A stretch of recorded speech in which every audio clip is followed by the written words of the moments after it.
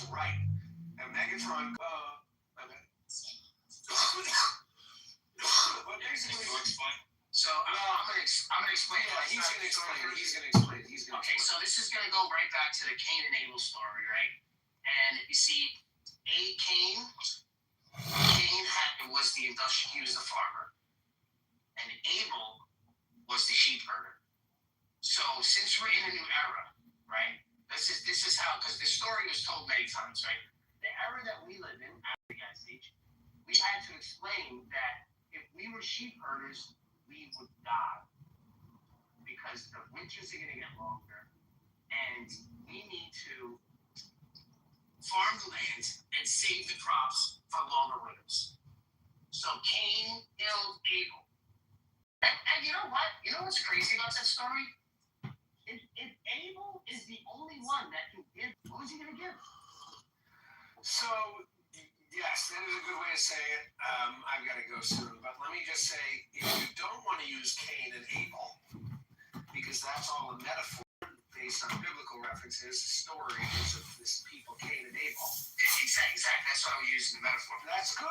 Anyone go into a big explanation. But of course, the truth of what you're saying is that the industrialized people, the Cains of the world, they did, for the vast majority, for the most part, they killed the indigenous people, the Abels of the world. Cain, the city maker, has destroyed Abel, the loincloth wearer.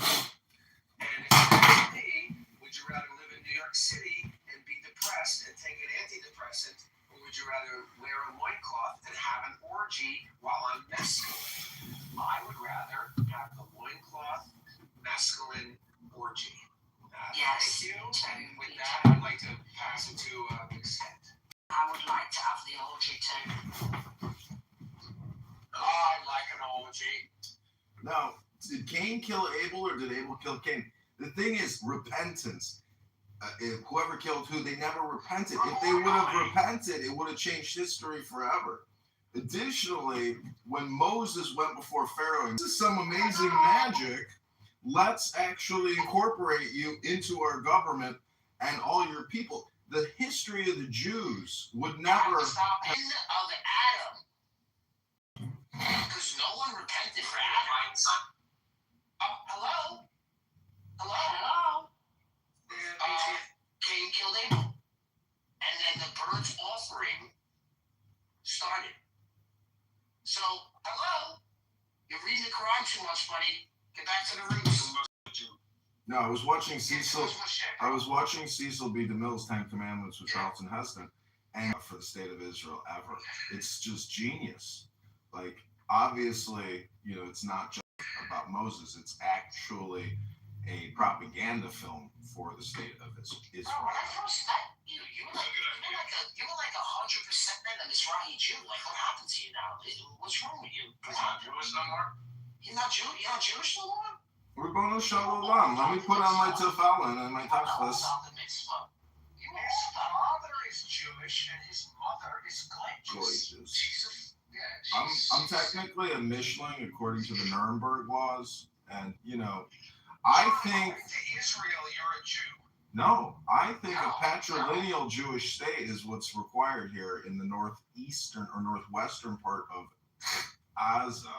I call it JPAMK, the Jewish Patrilineal Ashkenazic Mishling Kingdom, and I think that it's a great place for a layover between America and Iran in JPAMK. No need to go to what they call Palestine. Just come to JPAMK, because patrilineal Jews are the actual Jews, the real Jews, not these matrilineal Jews. Rabbinic determination. It's really the. Because you're talking about marriage in the morning, on how marriage is not official. Like when you go to Israel, you got to do CCD classes to get the fucking get the license, whatever. I was thinking about recording and making a YouTube and kicking off my YouTube career with making pretend that I bought tickets to Israel, right? Because I have the passport, and I want to tell my wife that I want to have a real Jewish wedding in Israel and be like, you know, like do the whole thing and then like giving her like the face like I really want to do it and like just hearing her freak the fuck out. Like I want to record her freak the fuck out. I'm not going to Israel, no fucking way. Don't tell me you used the credit card for this shit. Oh my god, it'd be fucking. Oh my god, classy. Tell them that you'll be. I bet you got a good place. Real, I only spent 15,000. 15? What? Oh my god, I would love it. Well, I recently went to a job interview and they said, John, we really like you. We think you're really cool and you're a great fit for the role, but we looked at your YouTube and we saw you having these conversations with some other guy who's working all day talking to Muslims about the Bible and Quran. What's up with that? What else is there to do? Bro, most of the shit that you have me recorded on got flagged because I'm too controversial. No, you're not even close. No, I can go to other rooms and they're actually talking about murder and drug deals and raping people and the worst of the worst. This app actually has real gargoyle vampire demons on it. This is actually one of the holiest rooms on Clubhouse. No, you could call it like inner city bubonic plague-rooms. Young YN rooms, basically. You got in a room. Check it. It was Sean Bush. Is he reading the Quran?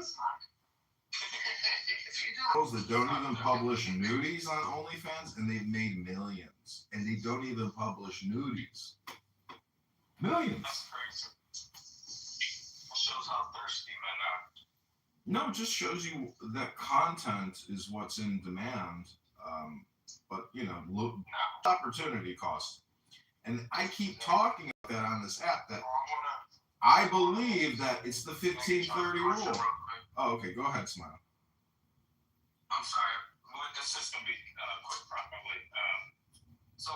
Megatron, you know how the Muslims will use the verse about Kedar and saying like that's a prophecy of Muhammad? Yeah, well, that's clearly a Jesus. But yeah, keep going. Yeah, so read this. Listen to this. I'm going to read this.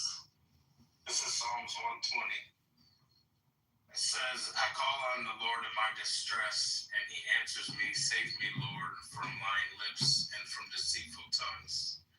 What will he do to you, and what more besides you, deceitful tongue? Oh, wait. Okay, yeah. He will punish you with a warrior's sharp arrow, with burning coals of the broom bush. Woe to me that I dwell in Meshech, that I live amongst the tents of Kedar. Too long have I lived among those who hate peace. I am for peace, but when I speak, they are for war. So Islam is also so if Kedar is Muhammad's whole situation, then I mean that's pretty spot on. Among those who he lives among those who hate peace. The Muslims definitely hate peace. I don't know. I thought that was interesting. I was listening to the book of Psalms today, and I'm like, what the hell? That's great. See, we look at Islam through a polarized lens because all we see is the polarized percentage. But there's a lot of just, you know, normal Muslims who aren't ultra religious or fanatic politically. But that's normal distribution curve with any population. And so. The only problem with those people is they don't speak. Hold on. We got a Baba on stage. What's up, Baba? What do you got? Baba, what's up? What do you got? Assalamu alaikum. Baba, what do you got, Baba? All right, if you don't talk, I'm just gonna kick you the fuck out of here. Going worse. Baba to the Alright, this is what I'm gonna do. I'm gonna give him a little grace. I'm gonna give him like a mini grace. Yeah, big grace. Can you do me a favor, Daniel? Any Muslims that come in here, instantly kick them. Ask them to come up, invite them up. If they don't come up, you just kick them. That's it. All right, Daniel? Those are the rules. Hello. Yeah, what's up, brother? What do you got? What is it? Who do? Are you a Sikh? Are you a Sikh? Are you a Sikh? No. I am Muslim. Oh, get the fuck out. Get the fuck out. Get the fuck out. Right. Wait. I was about to get him out. What happened, Smiler? You want to talk to this guy? What do you want to talk to this guy for? Why? I don't know who we talking to today. All right, so listen. All right, these are the rules. If he insults, if he just hints at an insult to my religion, I'm kicking you the fuck out of here. It's your religion. Okay? Yeah, see, you don't even know. So ask all the questions that you got. Ask all the I questions. don't know what is his religion. You're on a fine thread. You're hanging on a fine thread. He's a Hindu. Is him? Was Jesse Jackson Jr. a Muslim? What is that like? I don't know, like. All right, that's it. You said that's it. That's it. Hey, Wallah. I wanted the He said, what's that? No, he said, what's that? I took that as an insult. Hey, Wallah. Let's just get the Quran verse. We're raising up the bar here. Listen, Smiler, we're raising up the stock here. We're doing Bitcoin, okay? And let me tell you something, okay? Our stock, we have lessened our stock. What we have done is we've sold too many stocks, and now it's shit. So what we gotta do is we gotta raise the stock. Now we gotta stop making. doing a stock buyback. Yes, exactly. So what we're doing is we're gonna stop making material, and we're just gonna whatever material's out there, it's just gonna raise itself. You understand? Okay, can I Okay, get the Quran verse of the day? who's this guy, Abby? Hold on a second. Who's this guy? Quran verse of the day. This guy? Oh, see, he left. See, he knows. They leave. Yeah, no, they leave. It's better. It's better if they leave on their own. I just want a Quran verse of the day. Who's this guy? Nude. Oh, you're gonna love Mood. Okay, all right, he's cool. All right, he's fine. Mood is a former Palestinian terrorist who detonated a bomb in Nablus. No, he's not. Oh, he's not? If he comes up You here, don't right leave. Right now, I'm not hinting that he's a Muslim. But if I get the inkling that he's a Muslim, he's not. He's not. I'm going full jihad. I'm turning back. Well, some of us have to read books for a living. So, gentlemen, I gotta leave and start reading my book for the day. Go read. Go do the book. Go up, take it for it. All right. Thank you. Go read the Bible. It's incredible to be able to actually have the time to read a book. It's unbelievable. So difficult to get to the financial point in your life where at noon for like the next 6 hours you could just read a book, smoke weed, and have a cocktail all day. I mean, it's like miracle. Ribono Shalom. Hashem, God, Jesus Christ is looking down on us right now saying, what are you going to do with your day? How are you going to spend your time? What are you going to say? What are you going to hear? Mr. Scumberg, Dr. Scumberg up there next to the IKEA outlet. Let's just say that Scumberg is not the coolest suburb in the world, but it's not that bad. Hello? Hello? You know this nigga who's funny? Listen, we don't talk about that stuff on here. We don't keep it really simple. It's all day Bible.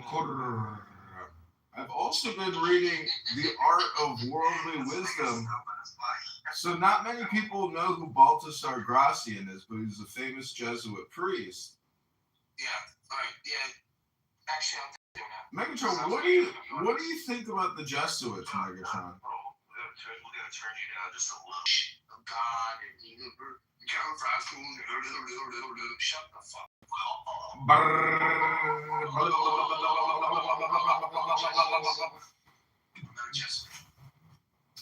No, but I've been reading a book called The Art of Worldly Wisdom, and what's interesting about it is I was reading the Quran, and then I was like, you know what? After they said that they sent Jesus, I was like, fuck this book. So I put this. Wait. What verse is that? Who sent Jesus? They sent Jesus. That's what they claim in the Quran. They took the editorial they. I don't understand it, but it makes a huge leap and a jump out of nowhere in the Quran. and it's halfway through. And I was like, you gotta be kidding me. This is an all or nothing statement saying that they're the new in group and Christians are the out group. In one giant statement, they make a huge claim. It's unbelievable. Yeah, they said Jesus. I was like, they? They became they? Who they? Who they? Who they? Who they? That's what I'm saying. Who they? Alright, let's get the Islamophobic pictures up. Also, don't forget Muhammad with the Mo. His other name is Abdul. And that's like saying there's a Dr. Jekyll, Mr. Hyde to Muhammad. You know, he's got AKA names. He's got, Abdul. Abdul. Have you met Abdul? Muhammad's evil brother? Hello? Oh my God, Sean. Oh man. What do you mean, bro? What do you want? 12 o'clock fucking medicine? Yeah, man, I just had a cup of coffee. Just had a cup of coffee. Hello?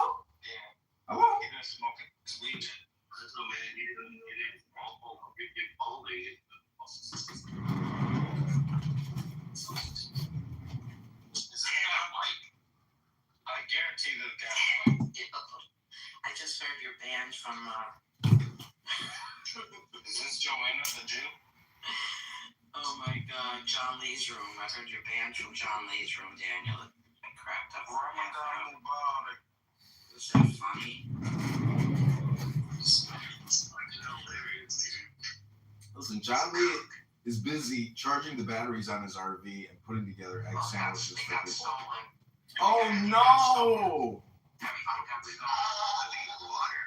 I think he's the biggest liar ever. No. I sent him $100. Anyway, I just told him that he needs a license to serve the homeless food. You know, what if he gets sick on the food? He doesn't have a license. Oh, Joanna, relax. You can give food to anybody. Who cares about that license shit when they're homeless? I tried to start a food business for fruits, and we got stopped. Yeah, well, Can't do that. that's a business. When we're talking about just giving food to other homeless bums that live on your street. Can I just get in here? I'll be like 10 seconds, like always. Thank you. Actually, it's not worth it. Go ahead. How's your book sales coming along, Joanna? Are we going to co-publish a book? Honestly, yeah, this is my new book. I have the picture up here. What's it called? The Raven and the Rabbit. What the fuck? It's in my PTR. Yikes. We need to like, Joanna, we need to come up with some titles like how to start a clubhouse podcasting business. Shit like that. You know, we need you to go across these clubhouse streets, go into these rooms and start promoting how to start a successful clubhouse business and like publish that book on Amazon. See if we can't do, a couple thousand in sales this month. Clubhouse business? Yeah, who cares? Just use the word clubhouse in the name of the book. Don't worry about the copyright infringement. Right. This app is owned by Reed Hoffman, a faggot in the Epstein What's files. the content? Pedophile from the Epstein files. Don't worry about this app. It's garbage. What do you want me to write about? Reed Hoffman and how he's a fucking pedo. We'll claim that you can get rich on Clubhouse. And don't center yourself, please. Anyway, Daniel, there's people that are blocked. What? Dude, There's 3 people that are blocked. That's why it's funny. P. Mars, Tom Rabbit, and you. Is that fucking hysterical, bro? And he just said it in his calm voice. He's like, I can't allow Daniel Nero on stage. Oh my God, I couldn't take. You're cruel, Joanna. This poor guy's homeless. His batteries got stolen. he's selecting who he's going to interact with. We give him a fucking break. This guy's, he's an absolute nutter. Yeah. Same category as He's a YouTuber now, though. Come on. I'm his #1 YouTube subscriber, guys, and you guys don't even have a YouTube channel yet. I'm a little less. I will. I'm gonna actually leave, but I just want to say that Megatron needs a YouTube channel. Hello? There's too many people. Less is more, though. You ever? No, I do have to go. I do have to go. You have like a toe, like a big toe thumb. Big toe thumb? No, I got a Chuck big. gets real sensitive when we talk about baldness. He's bald. I got some cool hats. Don't you know that Caesar covered up his baldness with laurels? I am covering up my baldness with laurels too. It's not about what you say you are. It's about what you do. I'm a candidate for Congress, guys. I'll think so, where's the Wells Fargo around here? Oh, goodness. You didn't do that? Oh, you get a text me that you're Texted you. I don't have time to do anything right now. What do you think I'm going to do? Like, do 3 things and then Google? You never informed me. You never informed me. What? The seat? It's packed. What do you think? Listen, I'm not trying. Okay, I'm not trying. Listen. Yeah. So you never. I'll have to back there. Wait. I'm online right now. I'm doing my ministry right now. Just to let you know. Okay? That's why I'm doing a lot of things. I had to leave food with Miguel. This seat was completely full like this. If I didn't leave it, I almost left. Here's the Wells. Well, the Bank of America is just 1 block away from here. Well, like Well, this is 1 block. Let me see the map. Okay, I'm gonna go to Bank of America first, not Wells. It's ridiculous. We have to go both places, but whatever.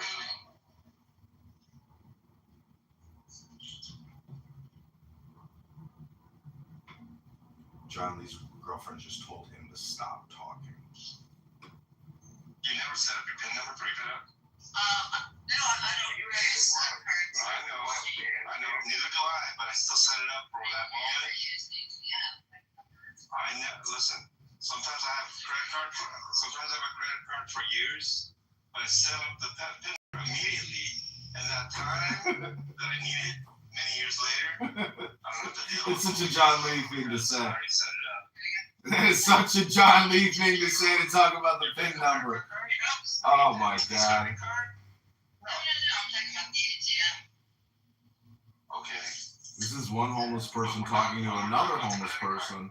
The ATM, then you set up at the bank when you make your account. Yeah, John Lee's upset. He's got to explain how to use a debit card versus credit. Ladies and gentlemen, I just got to say that, John Lee's ministry really is for fools. You have to be in on the inside joke that you're listening to, a tard. And that's okay. But Barth here and Daniel here are cultivators of exquisite conversations and debate. And actually, I consider Megatron technically to be a subject matter expert in the same way that Augustus is a UFO expert. It's because you spend so much time actually really talking to look at the title. How bald is John? Oh, I got to vote. Totally bald. Oh my God. He's totally bald. Totally. All right, everybody. Well, have a great day. I hope you guys have. And I am going to actually set up a new recording studio and put this all on YouTube. It's already, a lot of it's on YouTube, but. I like it. He kicked me from all the groups. Oh, shit. Get up there. Here we go.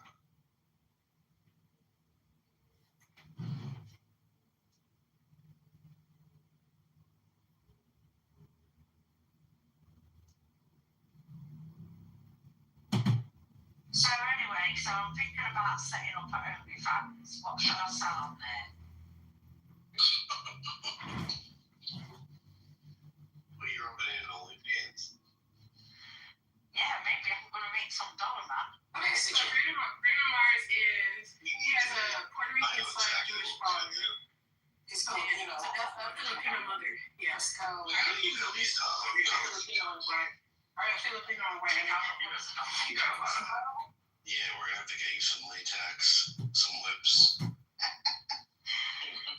you gotta play the part like Christian behavior. Not just wrong beliefs about eternity, but in time, they'll be corrected.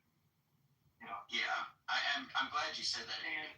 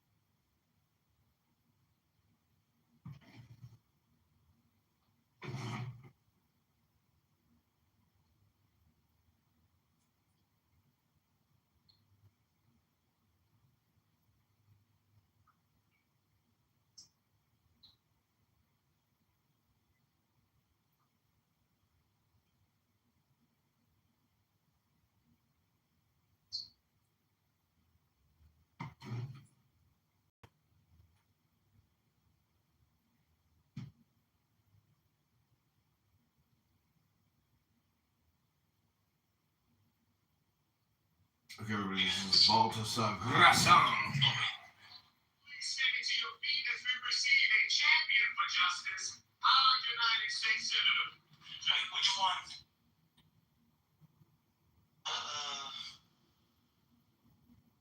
Which one is it? Oh, it's the full Atlantis bit. It's 30 minutes. This was 10 days ago. To Elise Wade.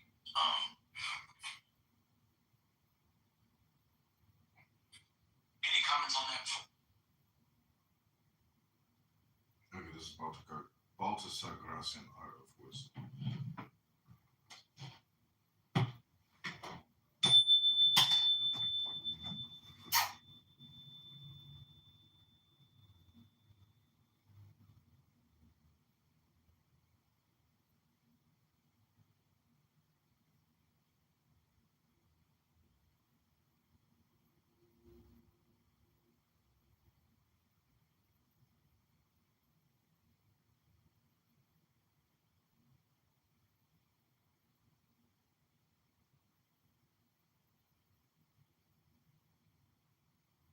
Some excellent things, if only to console itself like lightning.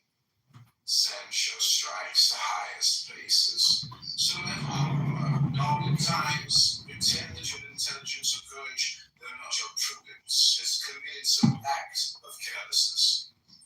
Then we mark malevolence will calm down, and our bursting foul poison. This is like waiting on a cape in front of a bowl of envy in order to escape with immortality.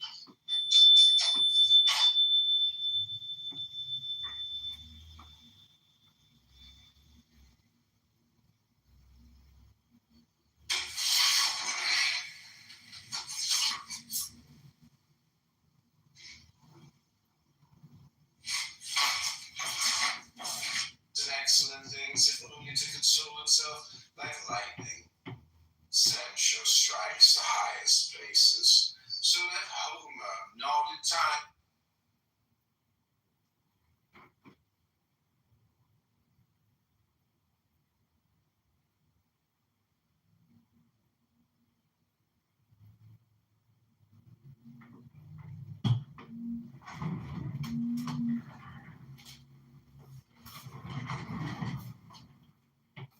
This is Baltasar Grasson, read by John Kitover.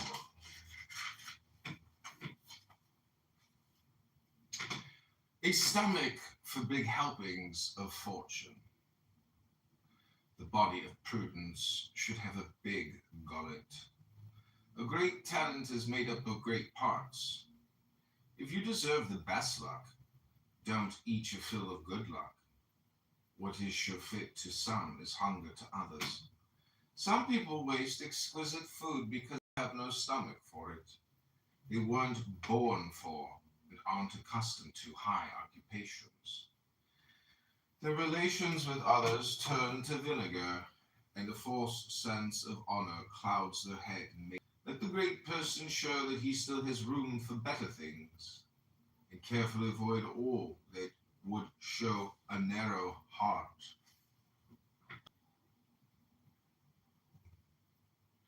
Not everyone is a king, but your deeds should be worthy of one, within the limits of your class and condition. A regal way for true sovereignty lies in integrity. You won't envy greatness if you yourself can be a norm of greatness. Especially those who are near the throne should acquire something of true superiority. They should share the moral gifts of majesty rather than the pomp, and aspire to things lofty and substantial rather than to imperfect vanity.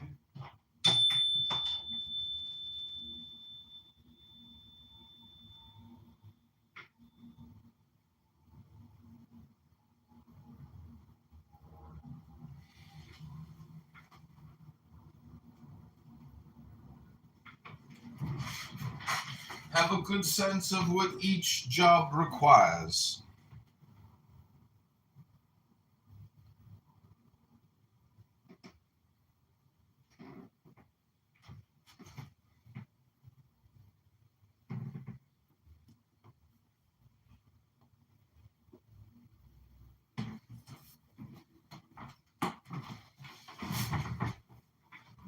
Jobs vary, and it takes knowledge and discernment to understand the variety. Some jobs take courage, others subtlety. The easiest ones are those that depend on honesty. Most difficult those that require artifice. The former require only natural talent, the latter all sorts of attentiveness and vigilance. It is much work to govern men, and even more, fools, madmen. It takes double intelligence to rule those who have none. The job that is unbearable is the one that takes over the whole person, working full time always in the same manner. Far better are the jobs we don't grow bored with, where variety combines with importance and refreshes our taste. The jobs most respected are the ones that entail the most or least dependence, and the worst are those that make us sweat the hardest, both here and even harder in the hereafter. Bull rush, power rush.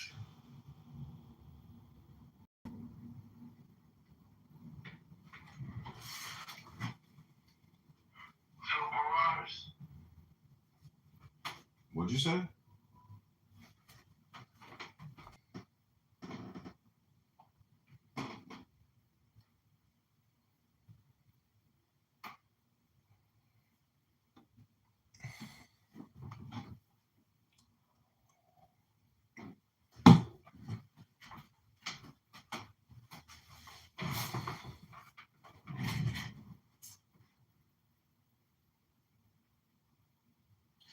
Don't be tiresome.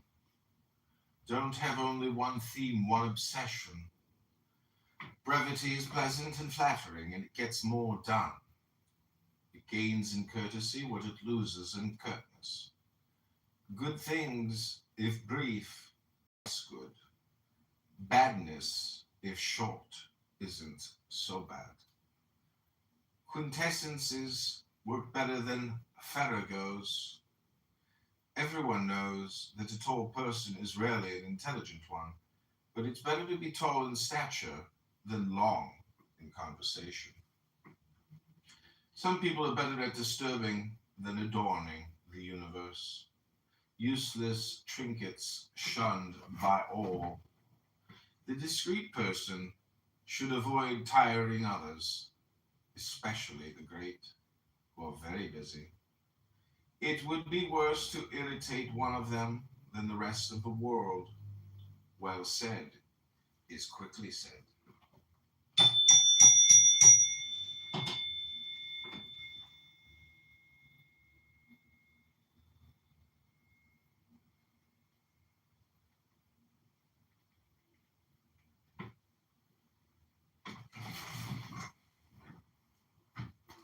Don't flaunt your good fortune. It is more offensive to take excessive pride in your high office than in yourself. Don't play the great man. It is odious. And don't be proud of being envied. The more strenuously you seek esteem from others, the less of it you will have. It depends on respect. You can't simply grab it. You have to deserve it and wait for it. Important occupations call for a certain gravity and decorum. Keep only what the occupation requires, what you need to fulfill your obligations. Don't squeeze it dry. Help it along. Those who want to look like hard workers give the impression that they aren't up to their jobs. If you want to succeed, do so using your gifts, not your outer trappings. Even a king ought to be venerated more because of his person than because of his pomp and circumstance.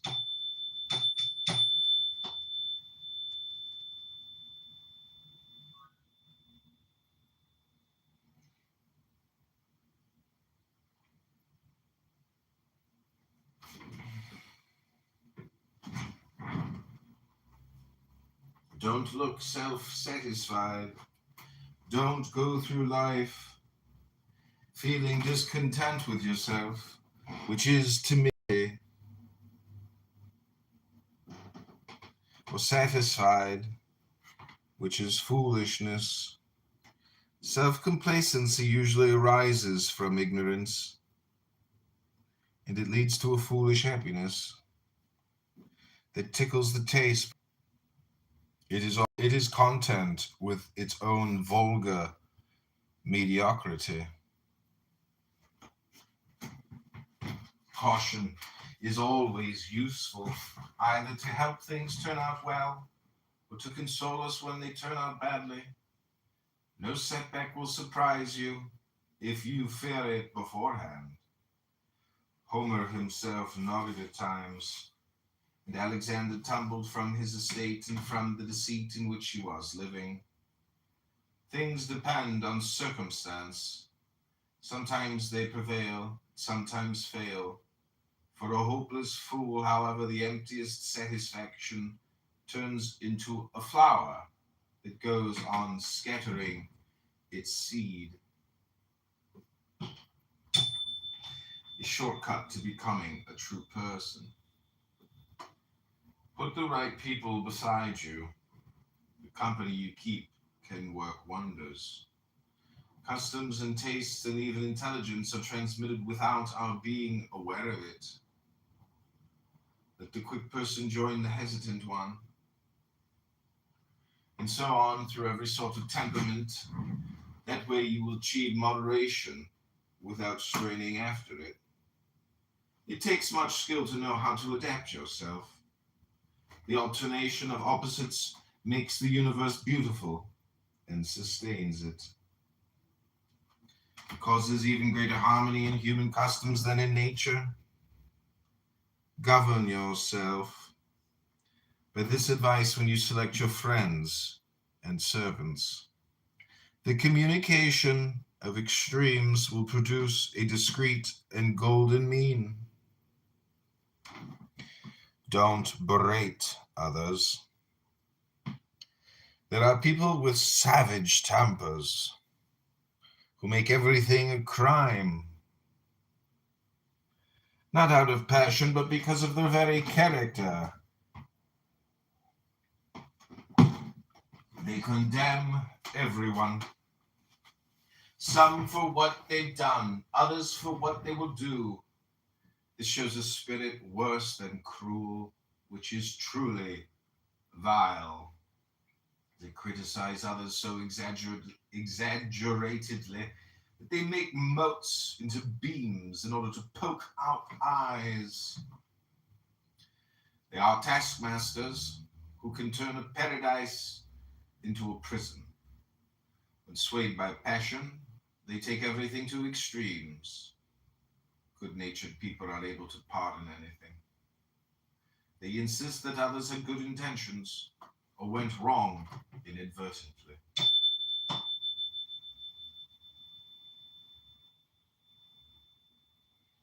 Don't wait to be a setting sun. It is a maxim of prudent people to abandon things before being abandoned by them. You should make even your end into a triumph. At times the sun itself retires behind a cloud, so that no one will see it fall, and it leaves us wondering whether it has set or not.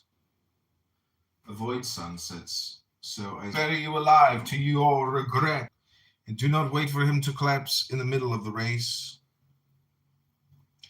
To the laughter of all, let beauty shatter the mirror cleverly. The right time and not too late when she cannot bear the truth. Have friends. They are a second being to a friend. All friends are good and wise. When you are with them, all turns out well. You are worth as much as others want you to be and say you are. And the way to their mouths lies through their hearts. Nothing bewitches like service to others. The best way to win friends is to act like one. The most and best we have depends on others. You must live either with friends or with enemies. Win one each day, if not as a confidant, at least as a follower.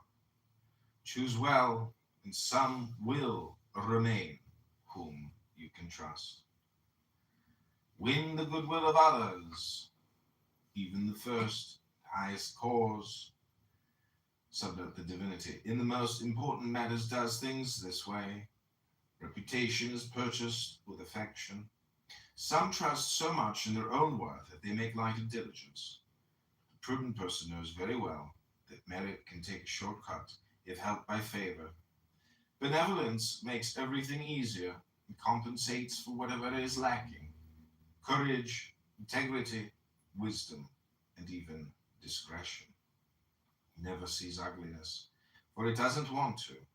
It is usually born from similarity of temperament, race, family, country, or occupation. In the spiritual realm, benevolence bestows talent, favor, reputation, merit. Once one wins it, this is difficult. It is easily kept. You can make an effort to win it, but you must also know how to use it.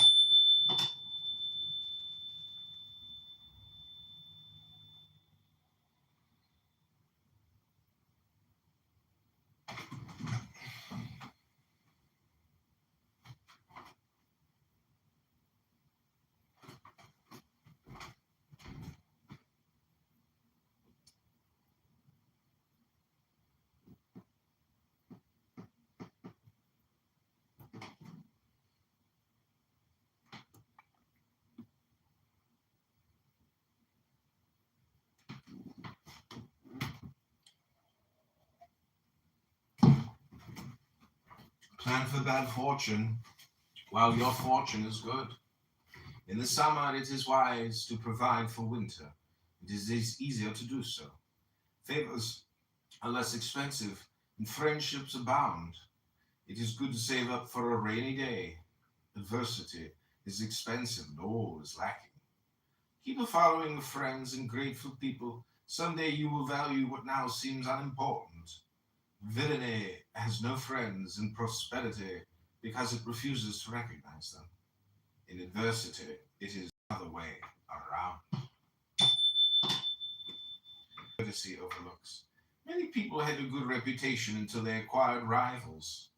The heat of opposition revives dead infamies and digs up the stench of the past. Competition begins by revealing faults, and rivals take advantage of everything they can and all they ought not to. Often they gain nothing by offending others, only the vile satisfaction of revenge.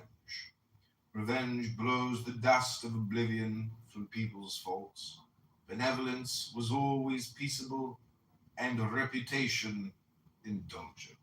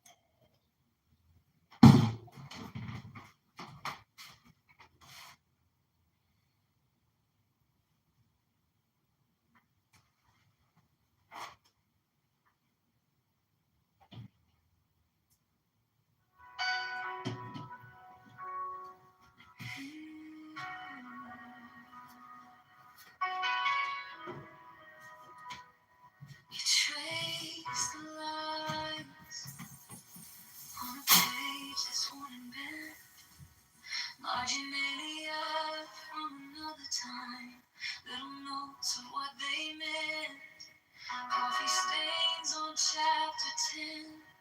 You say someone cried right here, All these quiet, folded corners, holy.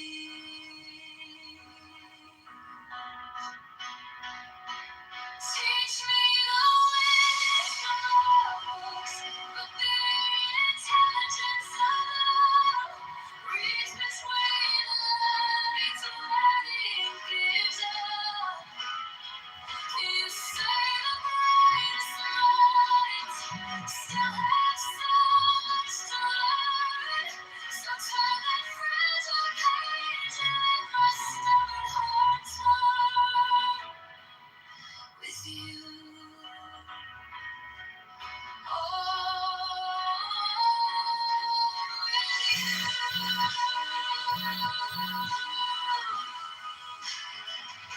You quote a line about patience, about grace.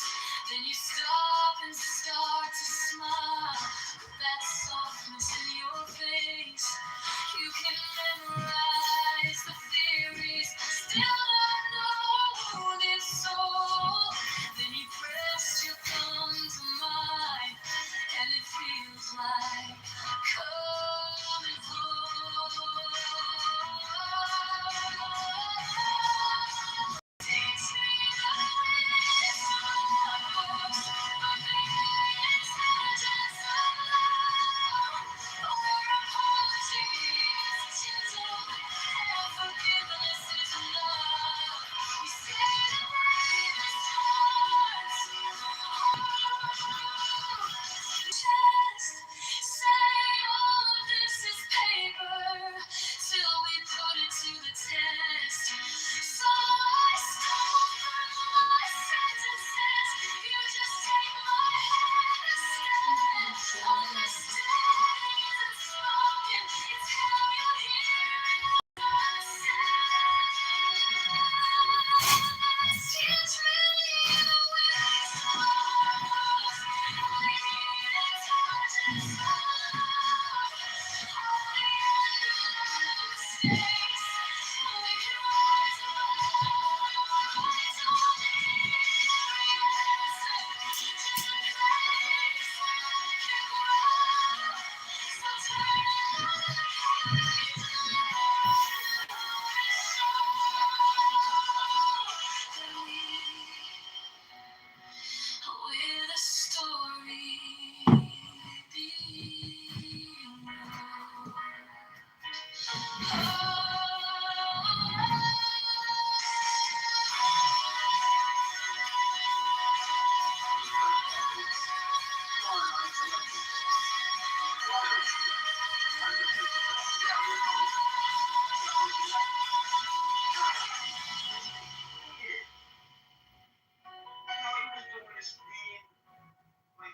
He hadn't even got to just yet.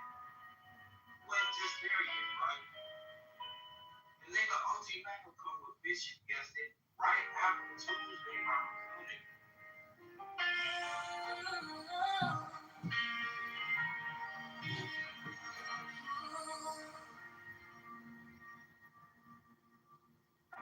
We trace the lines on a page that's worn and bent.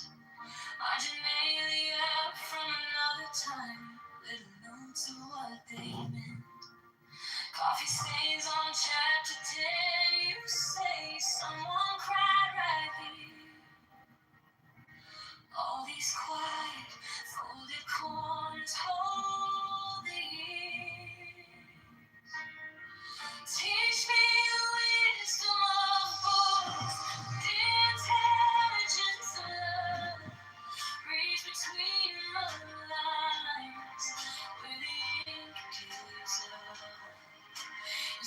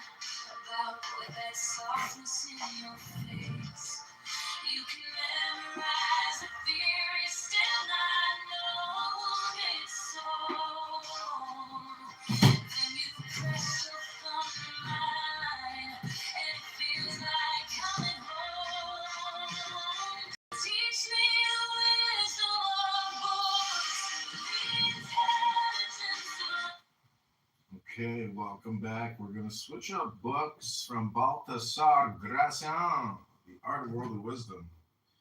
We're going to move on to working on Eliphas Levi's Secret Keys book, Secret Wisdom of Eliphas Levi, Kabbalah, Jesus Christ.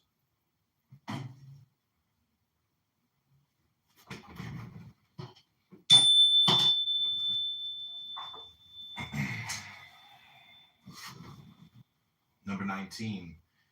It is the number of light. It is the existence of God proved by the very idea of God. The one must say that being is the universal tomb where, by an automatic movement, stirs a form forever dead and corpse-like. Or one must admit the absolute principle of intelligence and of life. Is the universal light dead or alive?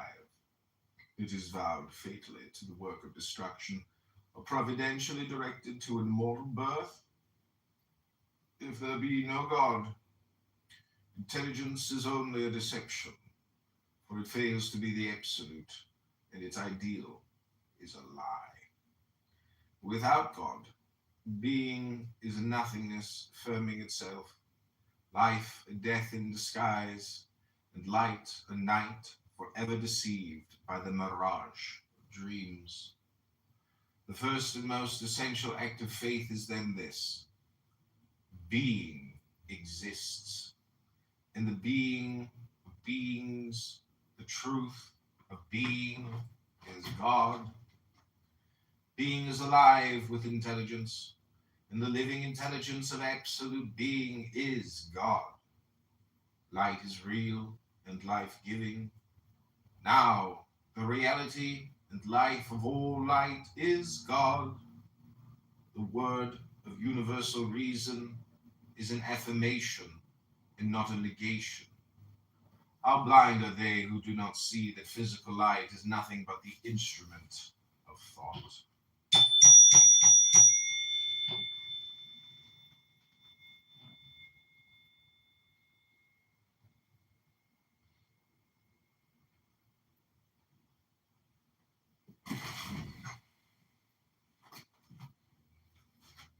Thought alone then reveals light and creates it in using it for its own purposes. The affirmation of atheism is the dogma of eternal night. The affirmation of God is the dogma of light. We stop here at the number 19. Although the sacred alphabet has 22 letters, but the first 19 are the keys of occult theology. The others are the keys of nature. We shall return to them in the third part of this work. Let us resume what we have said concerning God by quoting a fine indication by buildings. Thou art one, and in the secret of thy unity the most wise of men are lost, because they know it not. Thou art one, and thy unity neither wanes nor waxes, neither suffers any change. Thou art one, and yet not the one of the mathematician, for thy unity admits neither multiplication nor change nor form. Thou art one, and not one of mine. Imaginations can fix a limit for thee, and give a definition of thee. Therefore I will take heed to my ways, lest I offend with my tongue. Thou art one indeed, whose excellence is so lofty, that it may in no wise fall, by no means like that one which may cease to be. Thou art the existing one.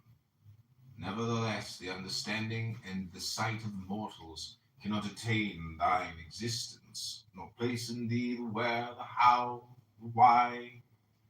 Thou art the existing one, but in thyself, since no other can exist beside thee.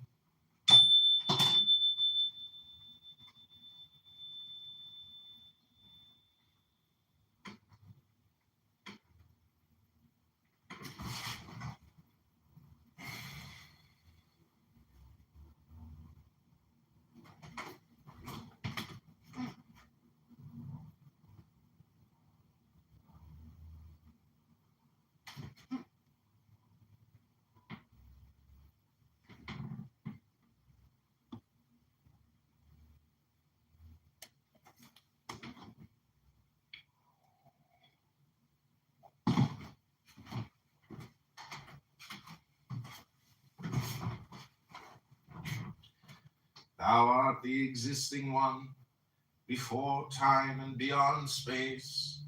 Thou art indeed the existing one, and thine existence is so hidden and so deep that none can discover it or penetrate its secret.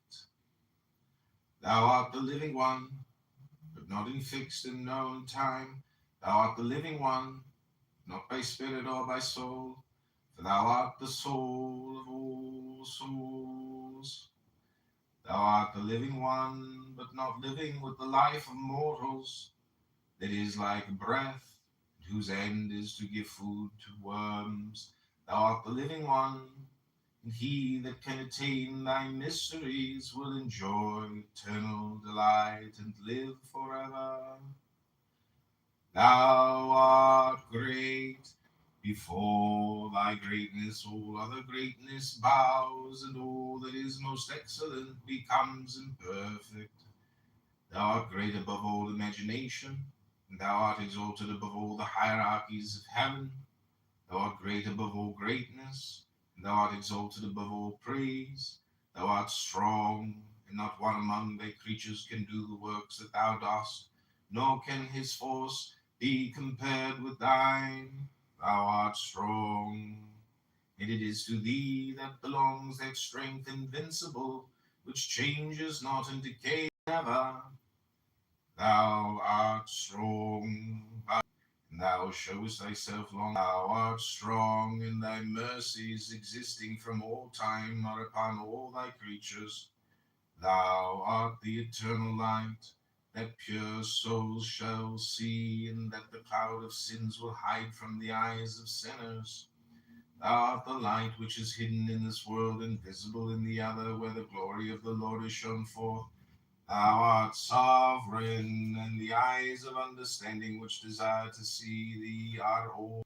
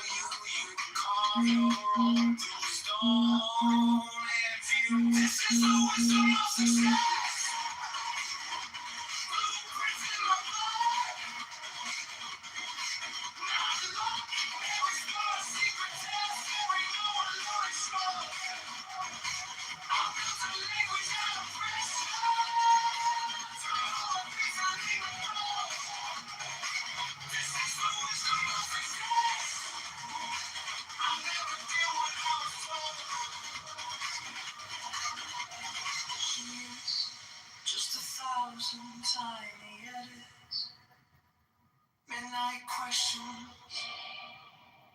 wrestling with habits.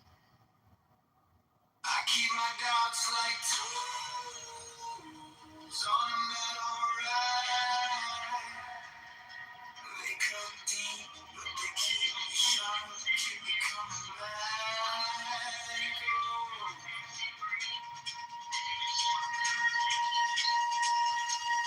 This is the wisdom of success.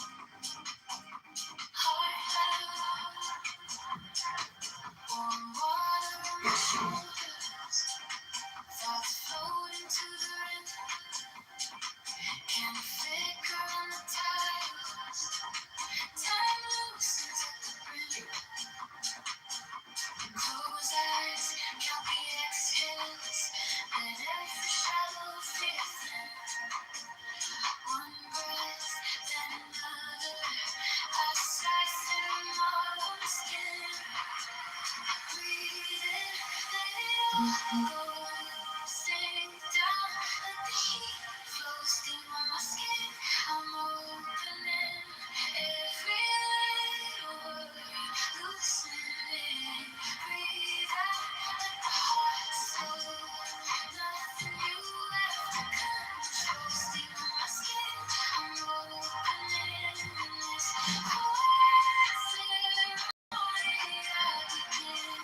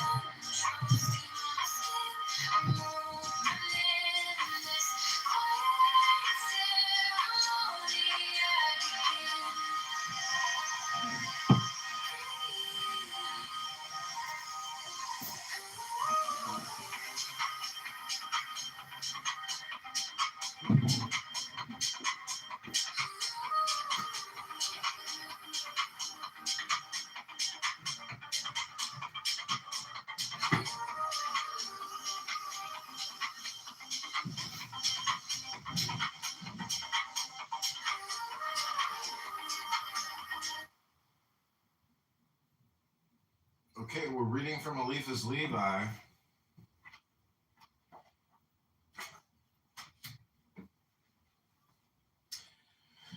This divine will has hollowed, designed, purified, and molded.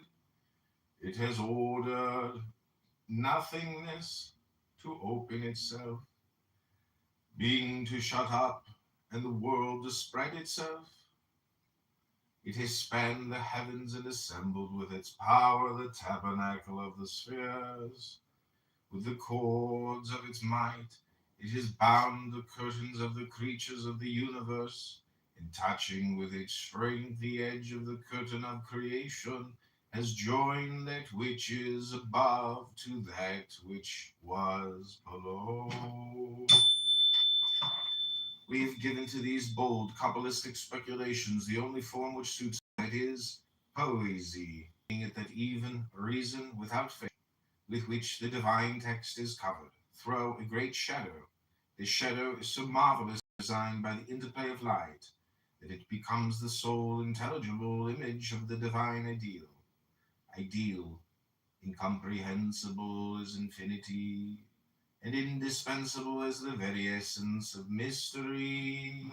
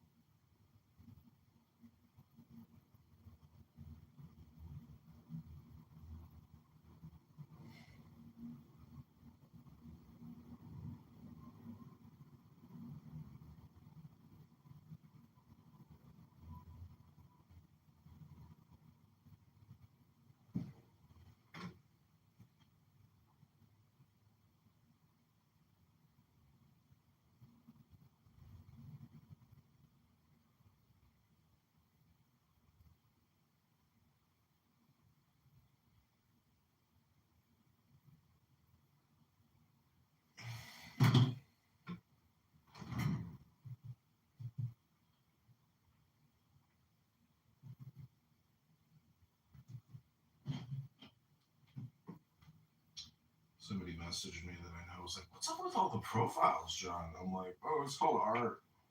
What'd you think you were doing on all the social media platforms? Thou art the God of gods, and all thy creatures bear witness to it. And in honor of this great name, thy servants and thy worshippers, thy glory is not tarnished, although men worship other gods, because their intention is to address themselves to thee. They are like blind men who wish to follow the straight road but stray. One falls into a well, the other into a ditch. All think that they are come to their desire, yet they have wearied themselves in vain. But thy servants are like men of clear sight, traveling upon the high road. Never do they stray from it, either to the right hand or the left, until they are entered into the court of the king's palace. Thou art God, who by thy Godhead sustainest all beings, and by thy unity dost bring home all creatures. Thou art God, and there is no difference between thy deity, thy unity, thy eternity, and thy existence, for all is one and the same mystery. Although names vary, all returns to the same truth. Thou art the knower, and that intelligence which is the source of life emanates from thyself. And beside thy knowledge, all the wisest men are fools. Thou art the knower, and the ancient of the ancient ones, and knowledge has ever fed from thee. Thou art the knower, and thou hast learned thy knowledge from none, nor hast acquired it but from thyself. Thou art the knower, and like a workman and an architect, thou hast taken from thy knowledge a divine will, at an appointed time to draw a being from nothing, so that the light which falls from the eyes is drawn from its own center, without any instrument or tool. This divine will has hollowed, designed, purified, and molded. It has ordered nothingness to open itself, being to shut up, and the world to spread itself. It has spanned the heavens and assembled with its power the tabernacle of the spheres. With the cords of its might, it has bound the curtains of the creatures of the universe, and touching with its strength the edge of the curtain of creation, has joined that which is above to that which is below.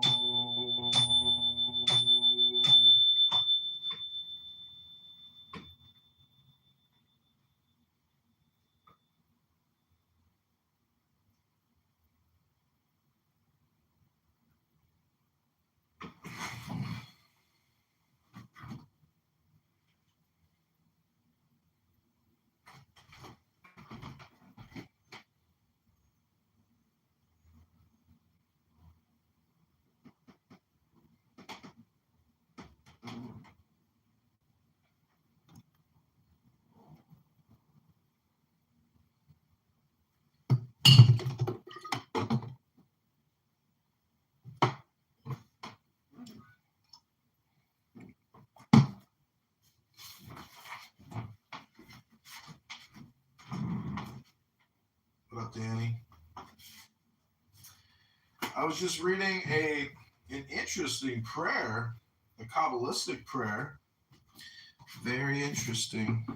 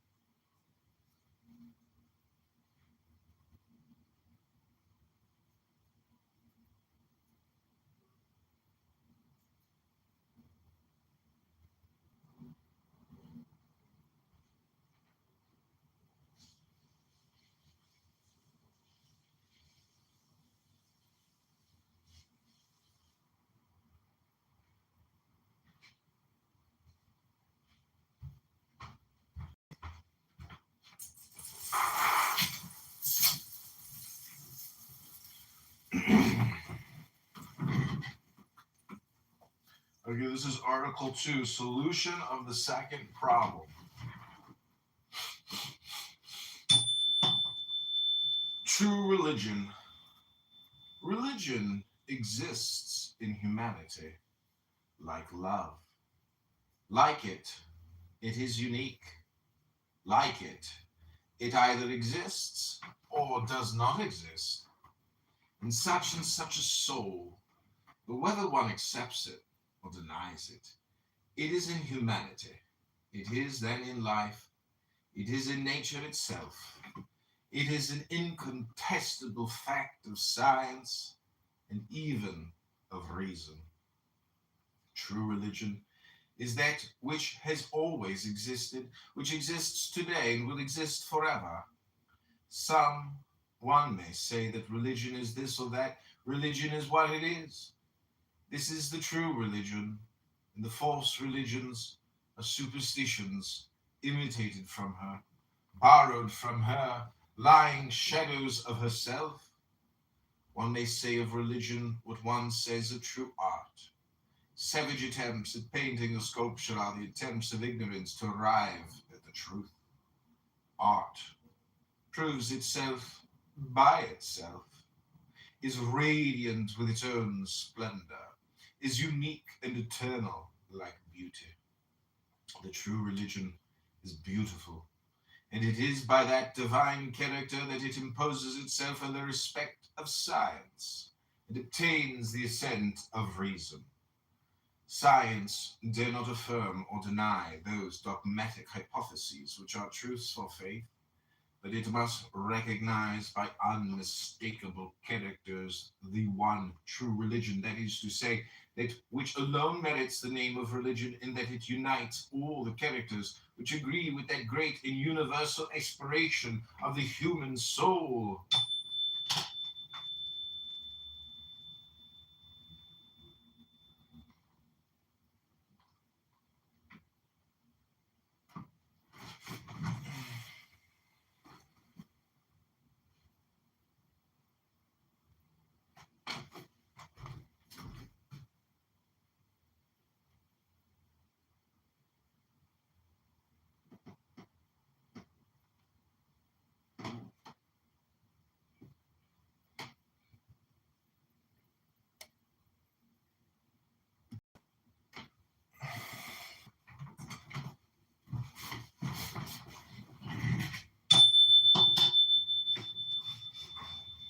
One only thing, which is to all most evidently divine, is manifested in the world. It is charity. The work of true religion should be to produce, to preserve, and to spread abroad the spirit of charity. To arrive at this end, she must herself possess all the characteristics of charity in such a manner that one could define her satisfactorily in naming her organic charity. Now, what are the characteristics of charity? It is St. Paul who will tell us. Charity is patient. Patient like God, because it is eternal as He is. Suffers persecutions, never persecutes others. It is kindly and loving, calling to itself the little and not repulsing the great. It is without jealousy. Of whom and of what should it be jealous? Is it not that better part which shall not be taken away from it? It is neither quarrelsome nor intriguing. It is without pride, without ambition, without selfishness, without anger. It never thinks evil, never triumphs by injustice, for all its joy is comprehended in truth. It endures everything without ever tolerating evil, believes all. Its faith is simple, submissive, hierarchical, and universal.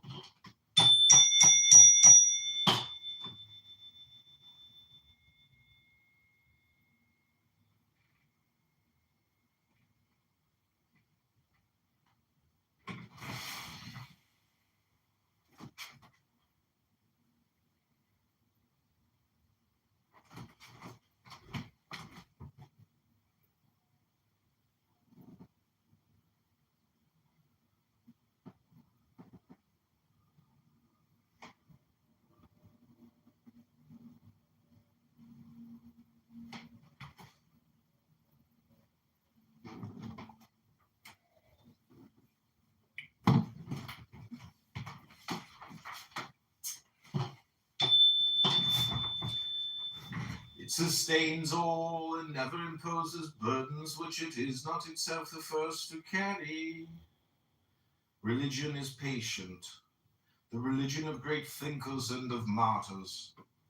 It is benevolent, like Christ and the apostles, like Vincent de Paul, like Fenelon. It envies not either the dignities or the goods of the earth. It is the religion of the fathers of the desert, of St. Francis and of St. Bruno, of the Sisters of Charity and of the brothers of St. Jean de Dieu. It is neither quarrelsome nor intriguing. It prays, does good, and waits. It is humble, it is sweet-tempered, it inspires only devotion and sacrifice. It has, in short, all the characteristics of charity, because it is charity itself. Men, on the contrary, are impatient, persecutors, jealous, cruel, ambitious, unjust, and they show themselves as such, even in the name of that to lie. Men pass away, but truth is eternal. Daughter of charity and creator of charity, in her own term, true religion is essentially that which realizes divine love. Moreover, the faith is not in grace, which do not really give what they promise. Faith animates all, makes all in some sort visible and palpable. Even the parables of Jesus Christ take a body and a soul. They show at Jerusalem the house of the wicked rich man. The thin symbolisms of the primitive religions overturned by science and deprived of the life of faith resemble those whitened bones which covered the field that Ezekiel saw in his vision. The Spirit of the Savior, the Spirit of faith, the Spirit of charity has breathed upon this dust, and all that which was dead has taken life again. So really that one recognizes no more yesterday's corpses in these living creatures of today. And why should one recognize them? Since the world is renewed, since St. Paul burned at Ephesus the books of the Hierophants, was then St. Paul a barbarian? And was he committing a crime against science? No, but he burned the winding sheets of the resuscitated that they might forget death. Why then do we today recall the Kabbalistic origins of dogma? Why do we join again the figures of the Bible to the allegories of Hermes? It is to condemn St. Paul. Is it to bring doubt to believers? No. Indeed, for believers have no need of our book. They will not read it, and they will not wish to understand it.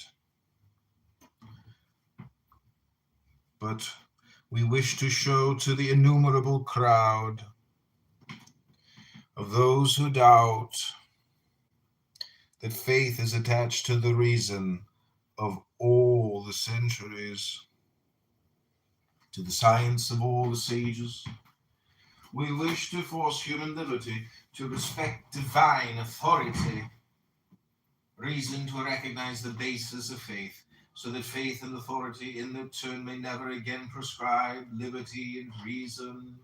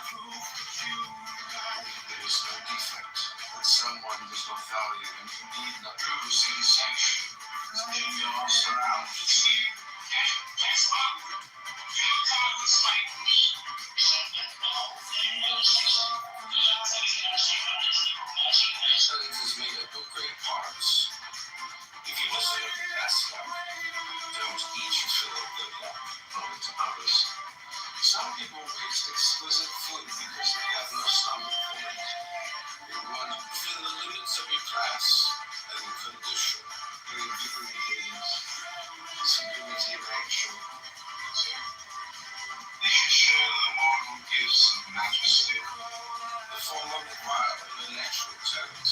They lack all sorts of attention in government. Some say that list. Everyone knows it's a total person without a sin. That's a bit beauty precise. It's called for the civil.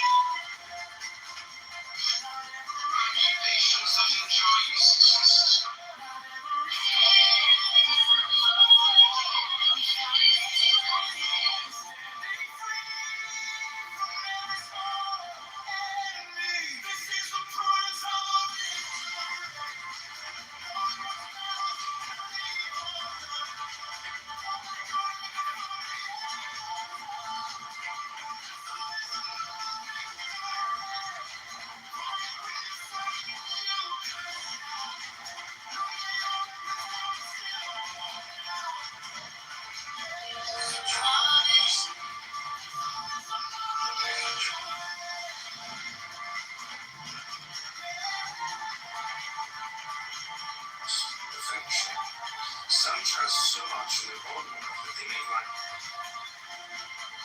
perfection.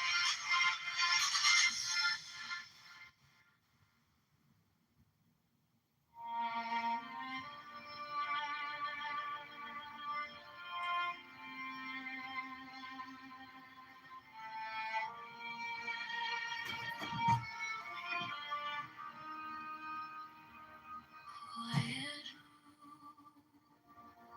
room can move. Gather all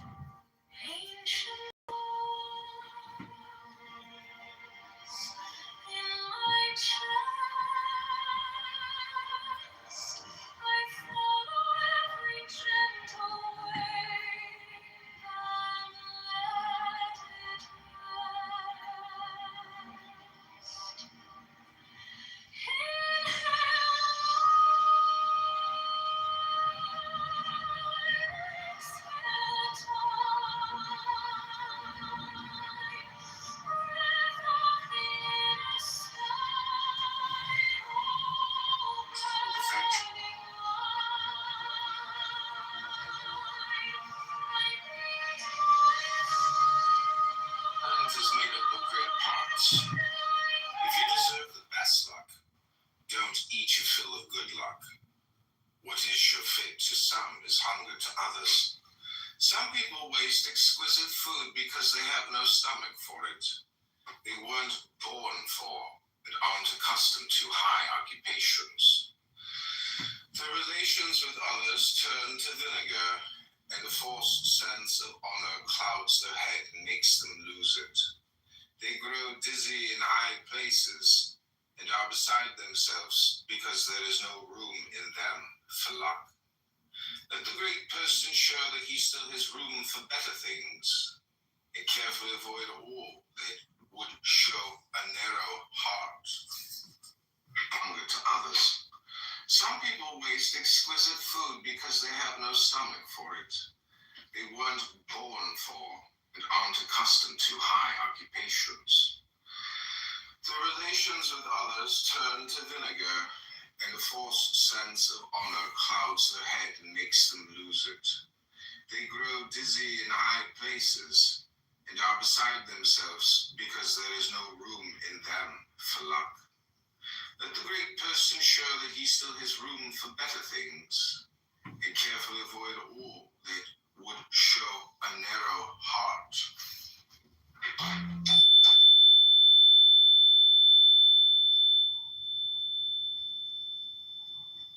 Within the limits of your class and condition, a regal way of doing things, sublimity of action, a lofty mind, you should resemble a king in merit, if not in reality.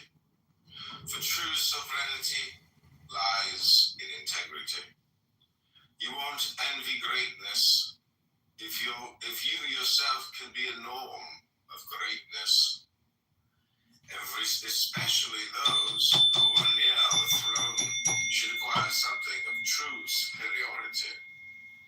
They should share the moral gifts of majesty rather than the pomp, and aspire to things lofty and substantial rather than to imperfect way of doing things, sublimity of action, a lofty mind. You should resemble a king in merit, if not in reality. For true sovereignty lies in integrity.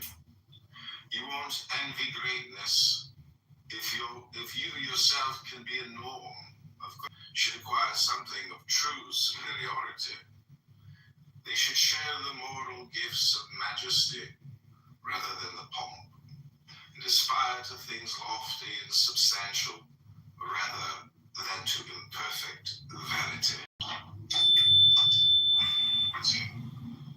They should share the moral gifts of majesty rather than the pomp, and aspire to things lofty and substantial rather than to imperfect vanity.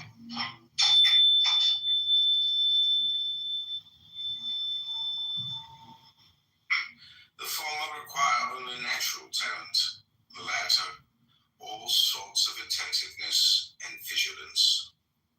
It is much work to govern men, and even more, fools, madmen. It takes double intelligence to rule those who have none. The job that is unbearable is the one that takes over the whole person, working full-time always in the same manner. Far better are the jobs we don't grow bored with, where variety combines with importance and refreshes our taste. The jobs most respected are the ones that entail the most or least dependence, and the worst are those that make us sweat the hardest, both here and even harder in the hereafter. Govern men, and even more, fools, madmen. It takes double intelligence to rule those who have none.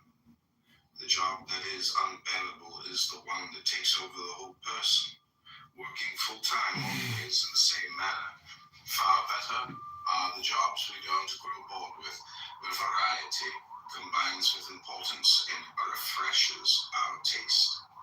The jobs most respected are the ones that entail the most or least dependence, and the worst are those that make us sweat the hardest, both here and even harder in the hereafter. It's in the same manner. Far better are the jobs. Badness, if short, isn't so bad. Quintessences work better than farragos. Everyone knows that a tall person is rarely an intelligent one, but it's better to be tall in stature than long in conversation. Some people are better at disturbing than adorning the universe. Useless trinkets shunned by all. The discreet person should avoid tiring others, especially the great or very busy. It would be worse to irritate one of them than the rest of the world. Well said is quickly said. Everyone knows that a tall person is rarely an intelligent one, but it's better to be tall in stature. Well said, as if you will have substance. It's called for a certain gravity and living. It's called for a certain gravity and decorum. Keep only what the occupation requires, what you need to fulfill your obligations. Don't squeeze it dry. Help it along. Those who want to look like hard workers give the impression that they aren't up to their jobs. If you want to succeed, do so using your gifts, not your outer trappings. Even a king ought to be venerated more because of his person than because of his pomp and circumstance. Living, things depend on circumstance. Sometimes they prevail, sometimes fail.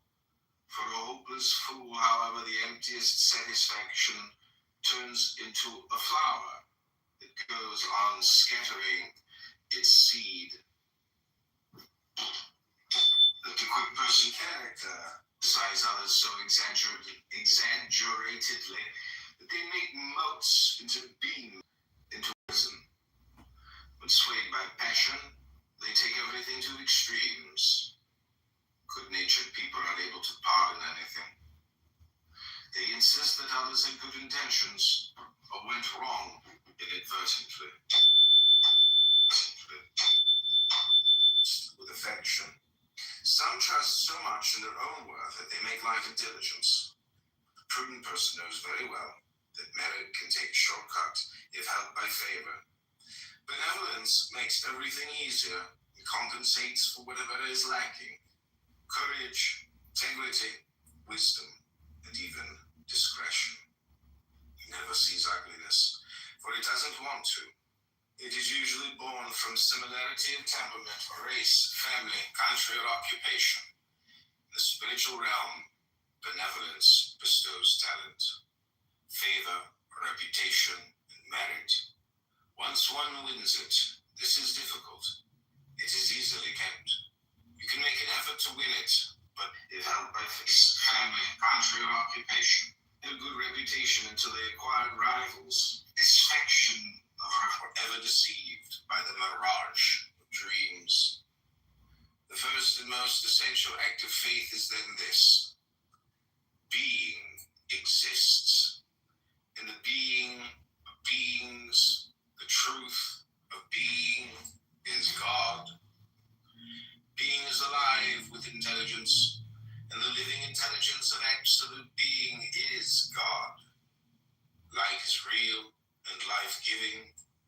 Now, the reality and life of all light is God. The word of universal reason is an affirmation and not a negation. How blind are they who do not see that physical light is nothing but the instrument of thought, ever deceived by the mirage of dreams. The first and most essential act of faith is then this: being exists. In the being of beings, the truth of being is God. Being is alive with intelligence, and the living intelligence of absolute being is God. Light is real and life-giving. Now, the reality and life of all light is God.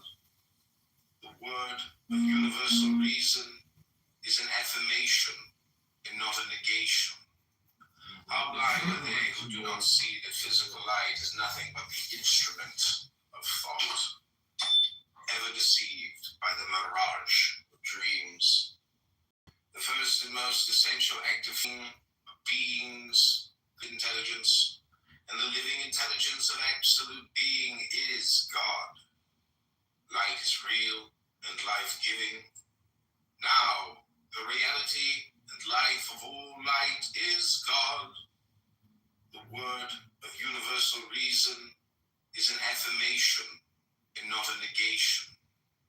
How blind are they who do not see that physical light is nothing but the instrument of thought, ever deceived by the mirage of dreams. The first and most essential act of faith is then this: being exists. In the being of beings, the truth of being is God. Being is alive with intelligence, and the living intelligence of absolute being is God. Light is real and life-giving. Now, the reality and life of all light is God. The word of universal reason is an affirmation and not a negation. How blind are they who do not see that physical light is nothing but the instrument of thought, ever deceived by the mirage of dreams. The first and most essential act of faith is then this: being exists. In the being of beings, the truth of being is God. Being is alive with intelligence, and the living intelligence of absolute being is God. Light is real and life-giving. Now, the reality and life of all light is God. The word of universal reason is an affirmation and not a negation. How blind are they who do not see that physical light is nothing but the instrument of thought, ever deceived by the mirage of dreams. The first and most essential act of faith is then this: being exists. In the being of beings, the truth of being is God. Being is alive with intelligence, and the living intelligence of absolute being is God. Light is real and life-giving. Now, the reality and life of all light is God. The word of universal reason is an affirmation and not a negation. How blind are they who do not see that physical light is nothing but the instrument of thought, ever deceived by the mirage of dreams.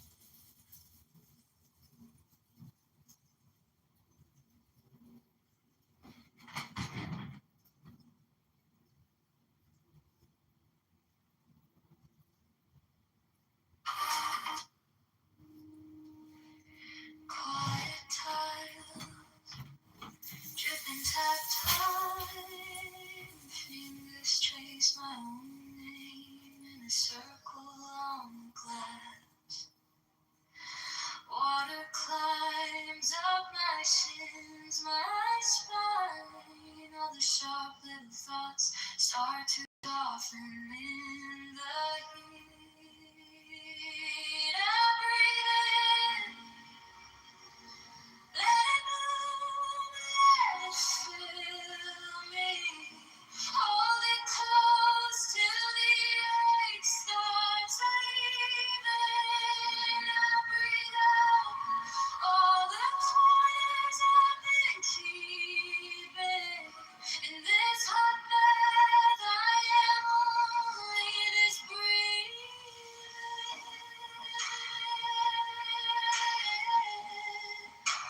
Only this breathing.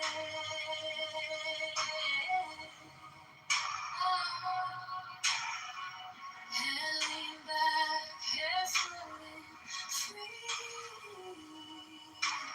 Whole room painted gold by a cheap vanilla flame. Shoulders sink deeper than the day. Every failure, every fight runs off my skin and fades. I breathe in, let it bloom, let it fill me.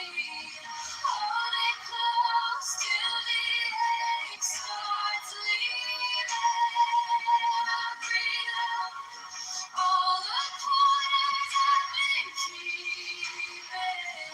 In this hot bath, I am only this breathing.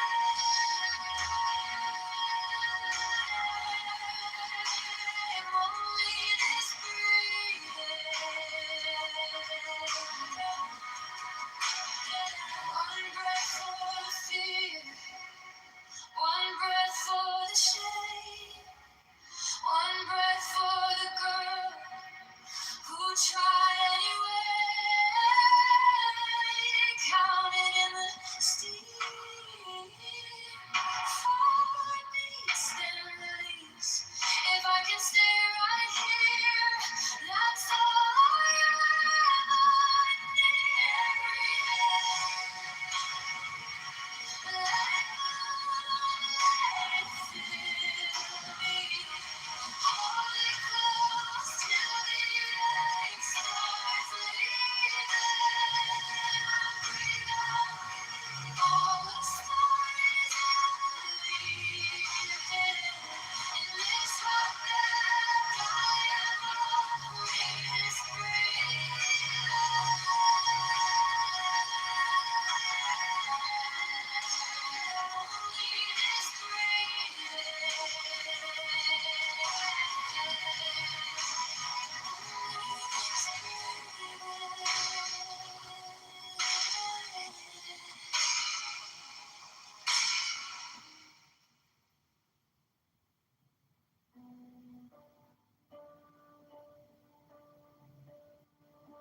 quiet times, dripping tap time. Fingers trace my own name in a circle on the glass. Watercolor of my shins, my spine. All the sharp little thoughts start to soften in the heat. I breathe in, let it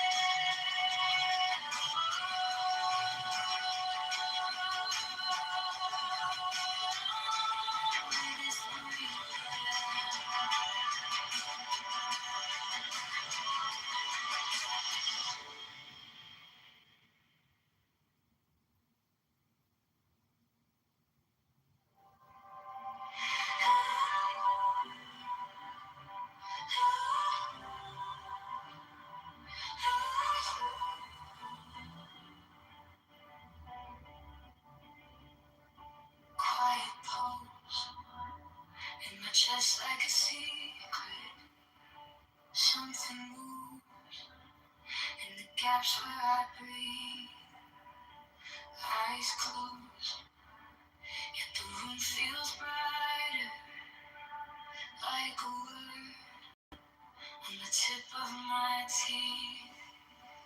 Hidden God in my little flame in the dark.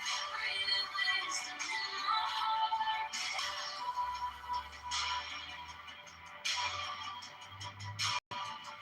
Soft wind on a page I folded. I turn in to the hush of my mind. Your voice is a silence speaking, pulling threads till my scattered cells align. Hidden God in my breath, in the rise, in the rest, in the space between each thought I find you. Little flame in the dark, breathing wisdom in my heart. Every hope you're calling back to you.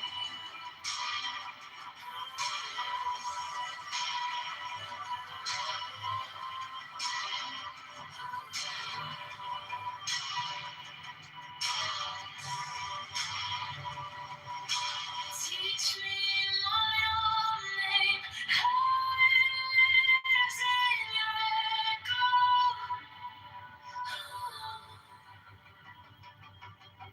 All my broken pieces learning how to say hello. Knowing you, I find myself. Knowing me, I see you too. Mystery and waking light, finally moving as one.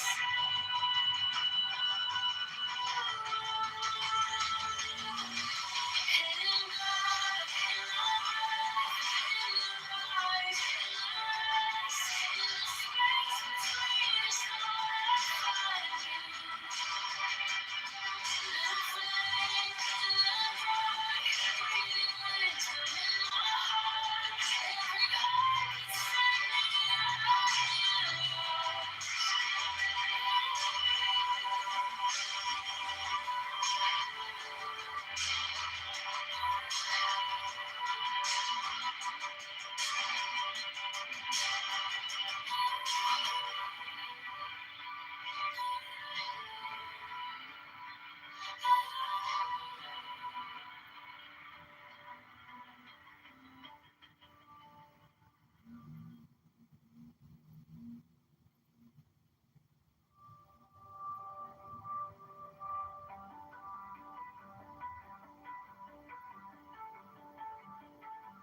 Quiet pause in my chest like a secret.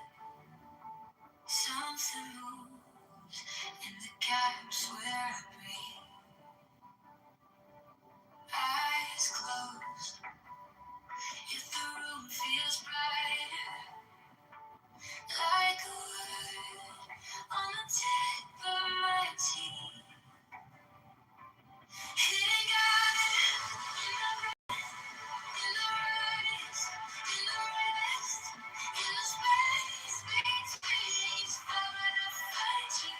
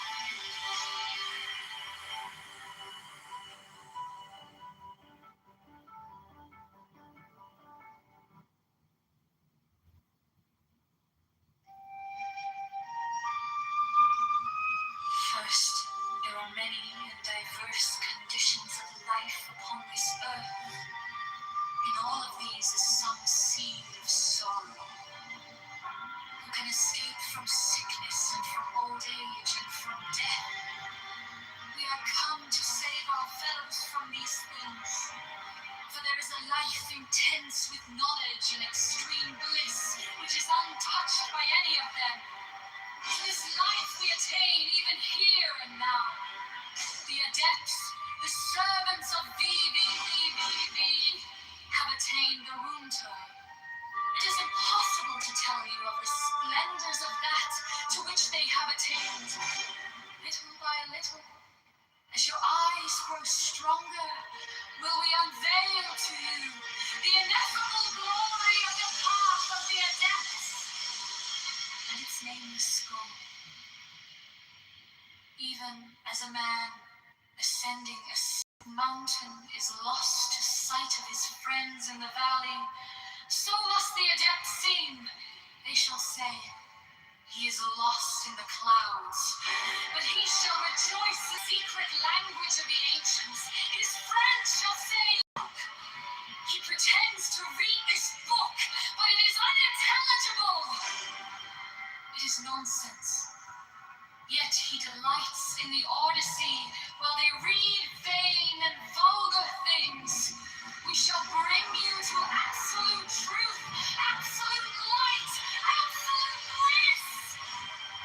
Many adepts throughout the ages have sought to do this, but their words have been perverted by their successors, and again, the veil has fallen upon the Holy of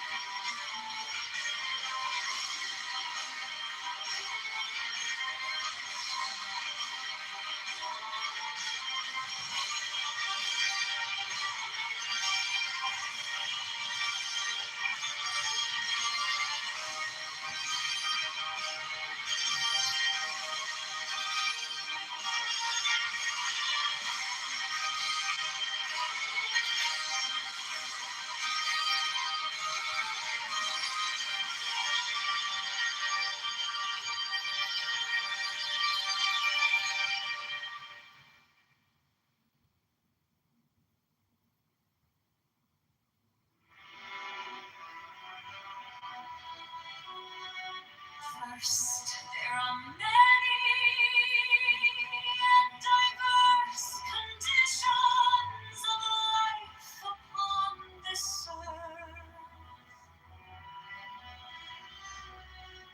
In all these is some seed of sorrow.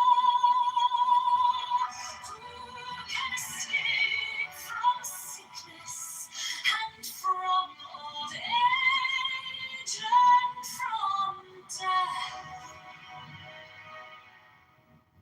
We are come to save our fellows from these things. For there is a life intense with knowledge and extreme bliss which is untouched by any of them. To this life we attain even here and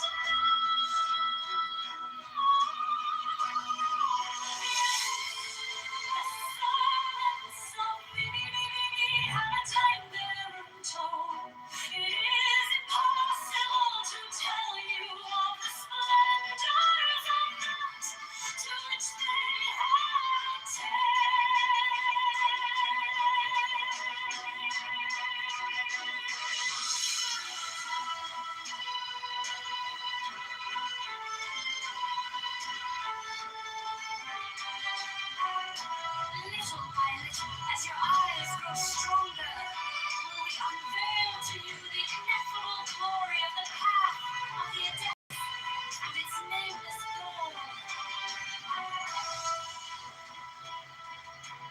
Even as a man ascending a steep mountain is lost to sight of his friends, is lost in the clouds, but he shall rejoice in the sunlight above them and come to the eternal snows. Or as a scholar may learn some secret language of the ancients, his friends shall say, look,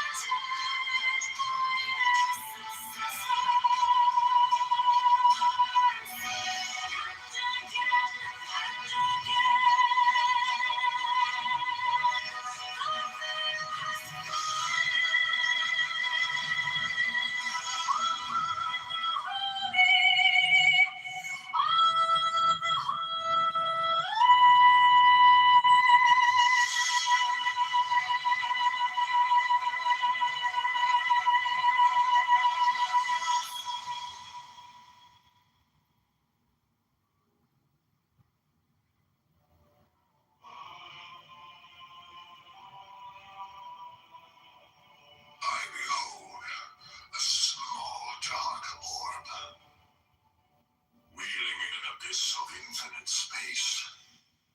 It is mitted among a myriad vast ones, dark amid a myriad bright ones. I who comprehend in myself all the vast and the minute, all the bright and the dark, have mitigated the brilliance of mine unutterable splendor, sending forth thee, as a ray of my light, as a messenger unto that small dark orb. Then thee, taketh up the word, and saith, Men and women of the earth, to you have I come from the ages beyond the ages, from the space beyond your vision, and I bring to you these words. But they heard him not, for they were not ready to receive them. But certain men heard and understood, and through them shall this knowledge be made known. The least therefore of them, the servant of them all, writeth this book. He writeth for them that are ready.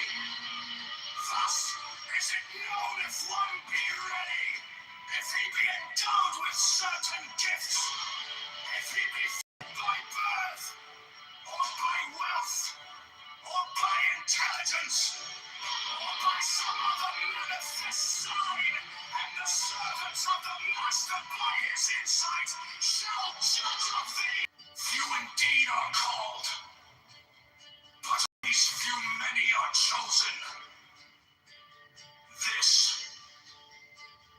is the nature of the work.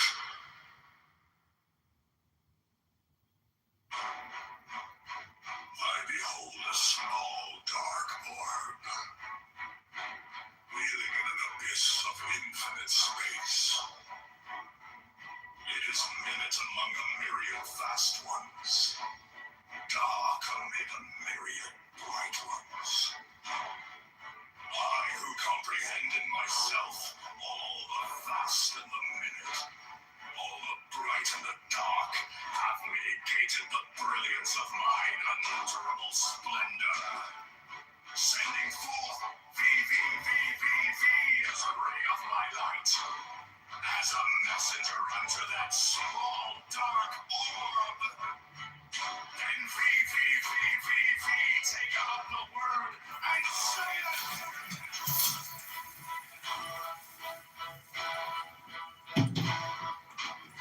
Men and women of the earth, to you am I come from the ages beyond the ages, from the space beyond your vision, and I bring to you these words.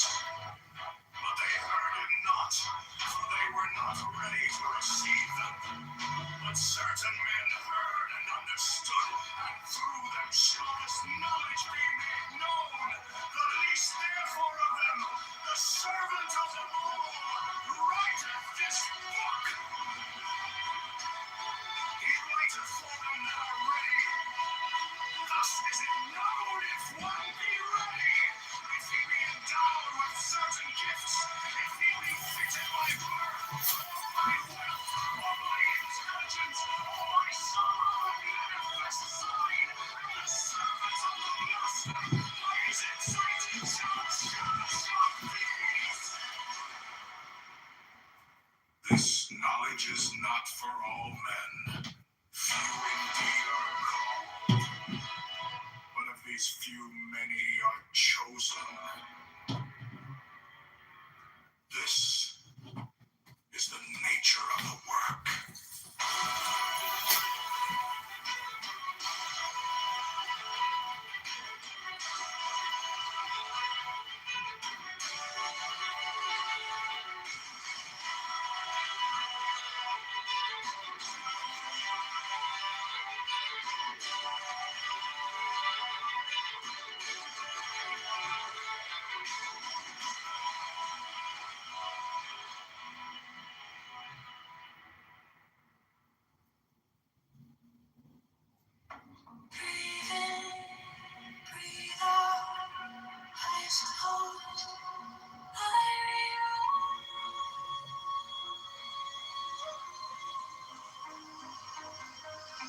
Count to 4. Sink through the floor. Silver cold. At your core. Slowly thoughts turn. You are more in the day. Hypnosis, I surrender as a poison.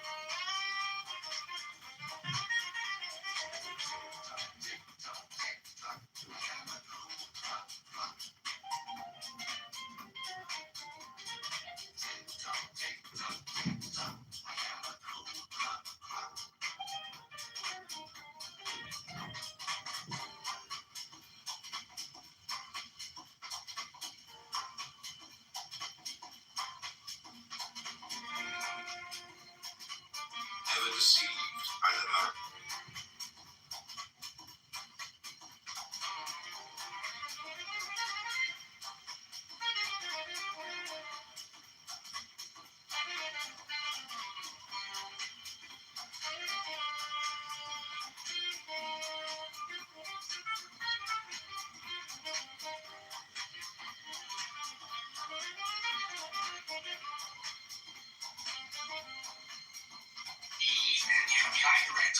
Overly concerned about.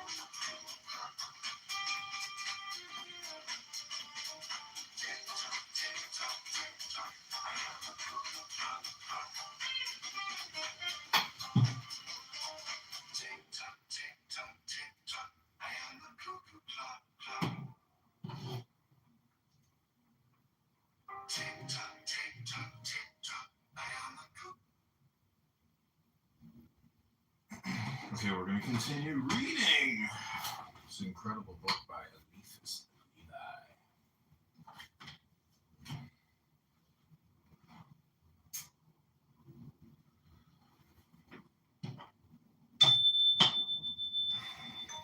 Solution of the third problem.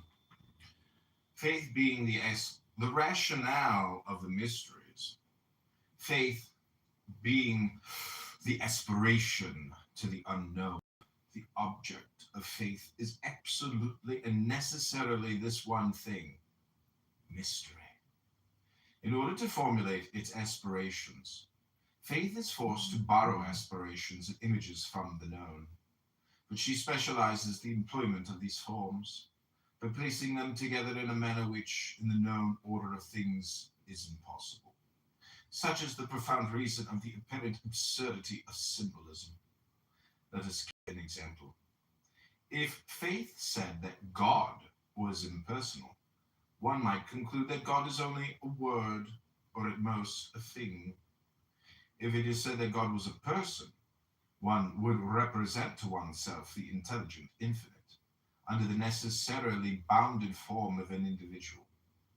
It says, God is one in three persons, in order to express that one conceives in God both unity and multiplicity. The formula of a mystery excludes necessarily the very intelligence of that formula, so far as it is borrowed from the world of known things, for if one understood it, it would express the known and not the unknown. It would then belong to science and no longer to religion, that is to say, to faith.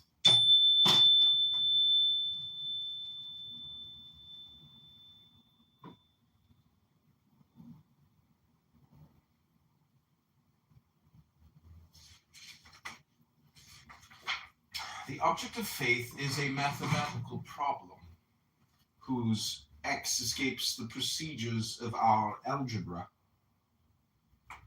Absolute mathematics prove only the necessity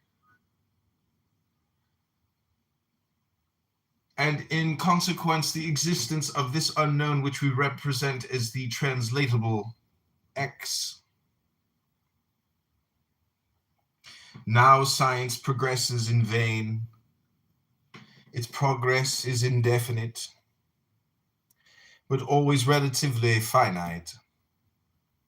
It will never find, in the language of the finite, the complete expression of the infinite. Mystery is therefore eternal. To bring into the logic of the known the terms of a profession of faith is to withdraw them from faith, which has for positive basis anti-logic, that is to say, the impossibility of logically explaining the unknown. For the Jew, God is separate from humanity. He does not live in his creatures. He is infinite egoism. For the Mussulman, God is a word before which one prostrates oneself on the authority of Muhammad. For the Christian, God has revealed himself in humanity, proves himself by charity, and reigns by virtue of the order which constitutes the hierarchy. The hierarchy is the guardian dogma, for whose letter and spirit she alike demands respect. The sectarians who, in the name of the reason, or rather of their individual unreason, have laid hands on dogma, have in the very act lost the spirit of charity. They have excommunicated themselves. The Catholic, that is to say the universal, dogma merits that magnificent name by harmonizing in one all the religious aspirations of the world. With Moses and Muhammad, it affirms the unity of God. With Zoroaster, Hermes, and Plato, it recognizes in him the infinite trinity of its own regeneration. It reconciles the living numbers of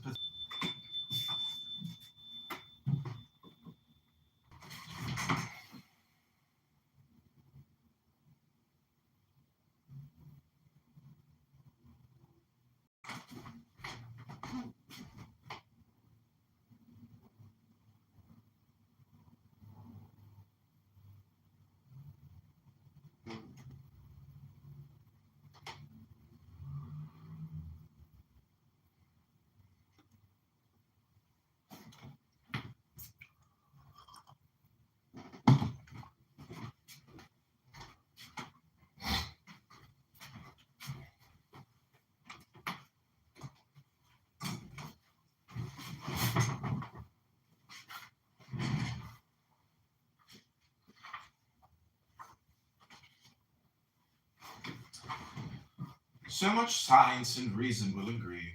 It is then in the eyes of reason and of science themselves the most perfect, that is to say, the most complete dogma which has ever been produced in the world. That science and reason grant us so much, we shall ask nothing more of them. God exists. There is only one God, and he punishes those who do evil, said Moses. God is everywhere. He is in us, and the good that we do to men, we do it to God, said Jesus. Fear is the conclusion of the dogma of Moses. Love is the conclusion of the dogma of Jesus. The typical idea of the life of God in humanity is incarnation. Incarnation necessitates redemption and operates it in the name of the reversibility of solidarity, or in other words, of universal communion, the dogmatic principle of the spirit of charity. To substitute human arbitrament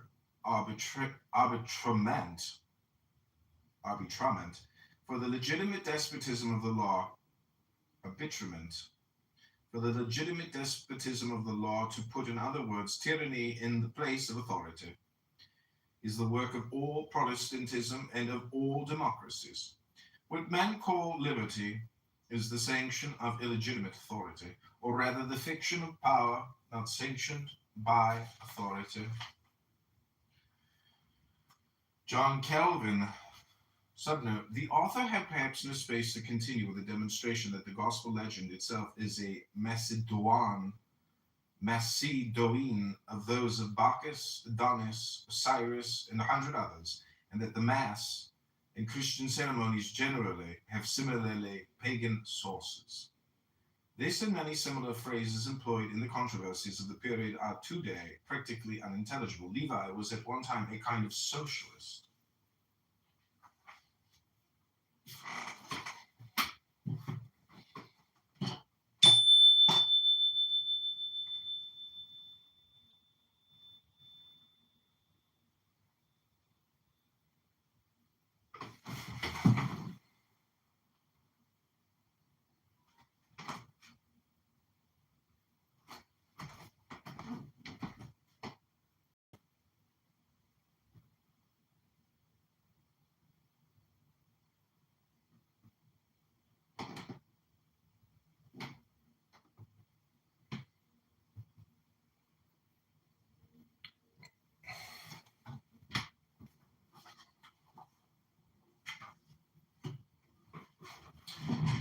John Calvin protested against the state people that liberates itself from a Charles I or a Louis XVI must undergo a Robespierre or a Cromwell. And there is a more or less absurd anti-pope behind all protestations against the legitimate papacy.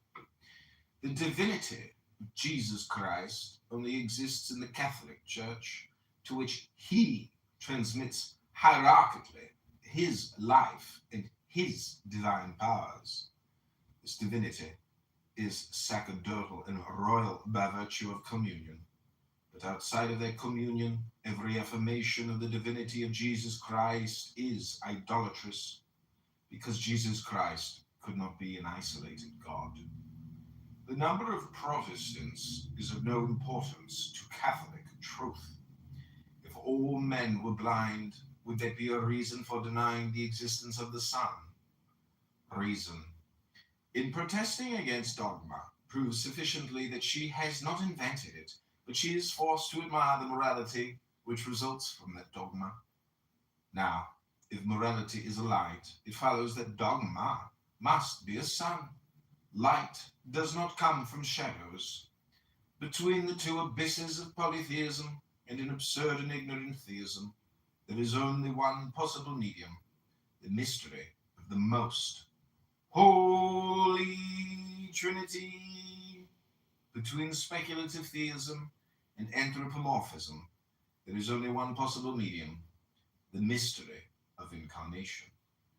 Between a moral fatality and draconic responsibility, which would conclude the damnation of all beings, there is only one possible mean, the mystery of redemption. The Trinity is faith, the incarnation is hope, the redemption is charity, the Trinity is the hierarchy, incarnation is the divine authority of the Church, redemption is the unique, infallible, unfailing, and Catholic priesthood.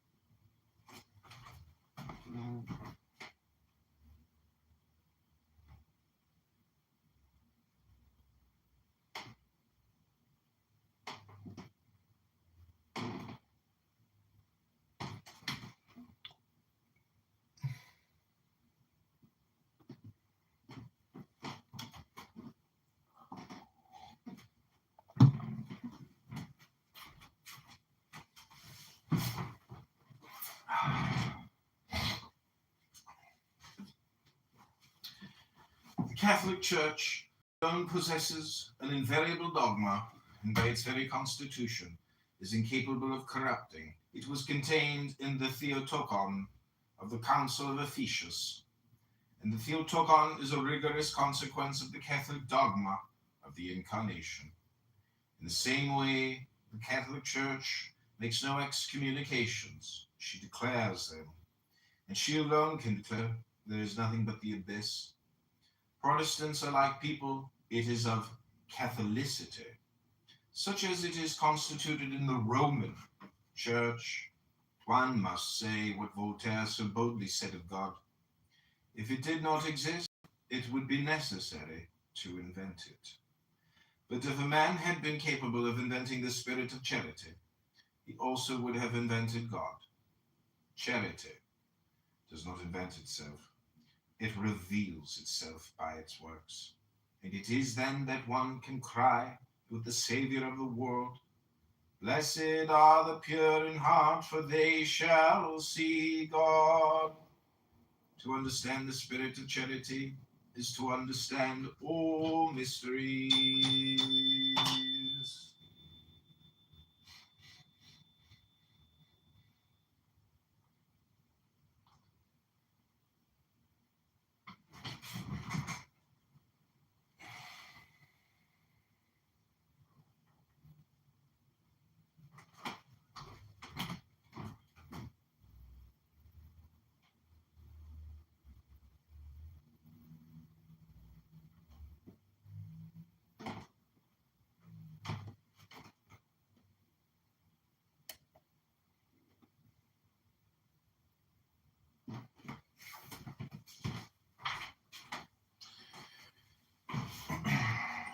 Solution of the fourth problem.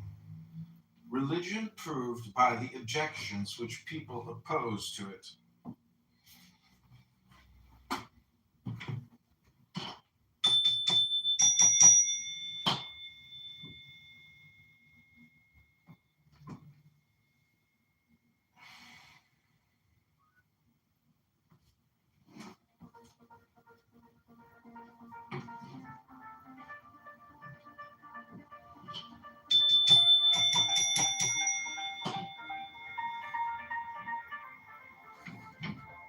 You rush to raise your flag, still shaking in your hand. You crave the final word, but don't know where you stand. These raised to your colleagues down to share. You win a little fight, lose your own true name. This is the fruits of a victory.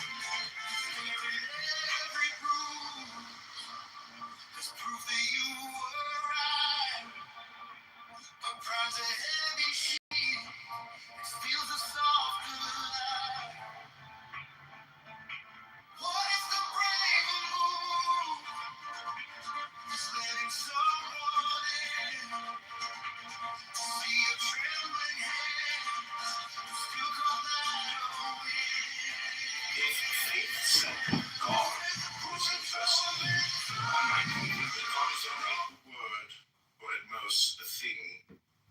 If it is said that God was a person, one would represent to oneself the intelligent infinite under the necessary. If faith said that God was impersonal, one might conclude that God is only a word, or at most a thing. If it is said that God was a person, one would represent to oneself the intelligent infinite under the necessarily bounded form of an individual. It says, God is one in three persons in order to express that one conceives in God both unity and multiplicity.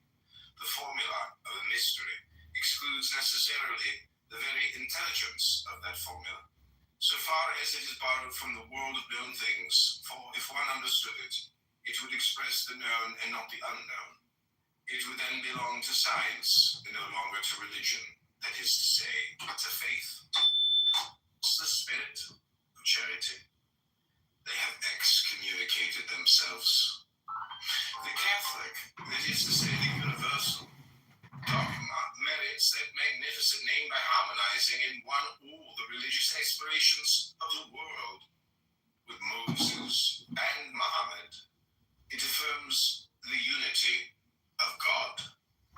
With Zoroaster, Hermes, Plato, it recognizes in him the infinite trinity of its own regeneration. It reconciles the living numbers of Pythagoras with the monadic word of St. John.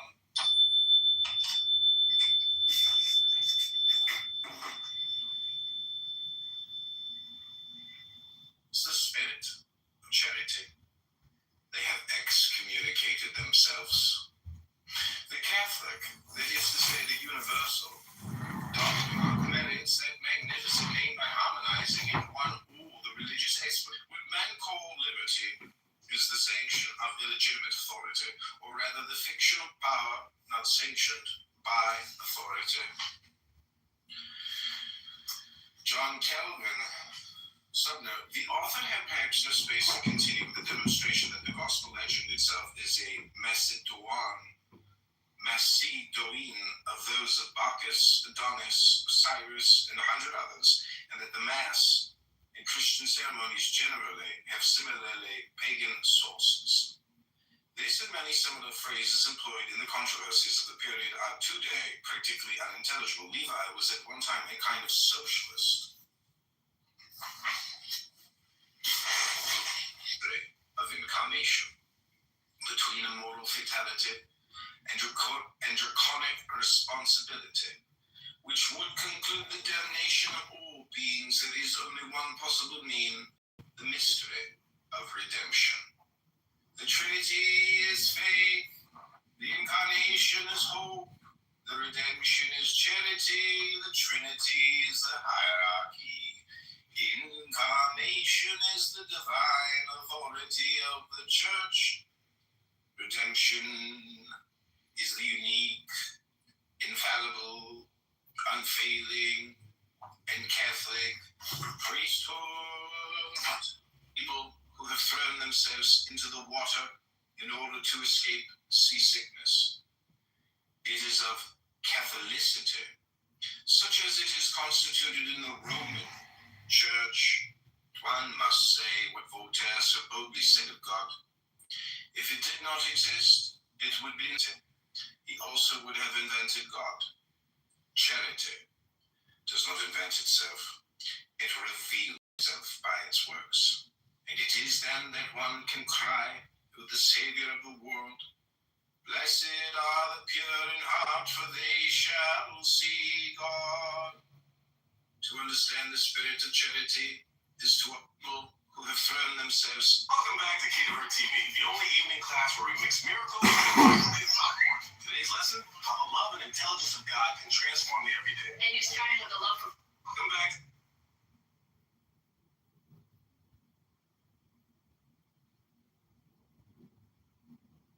If faith said that God was in Prince Maekar Targaryen was about woke up this morning.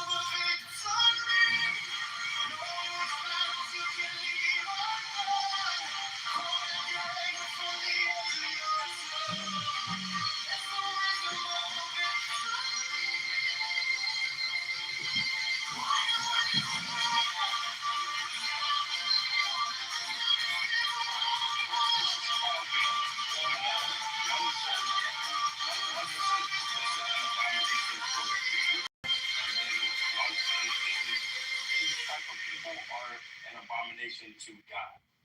Just the people are an abomination to God. That's a nifty grammar you're playing with there. That's You what must say, right? People get still shaking in young.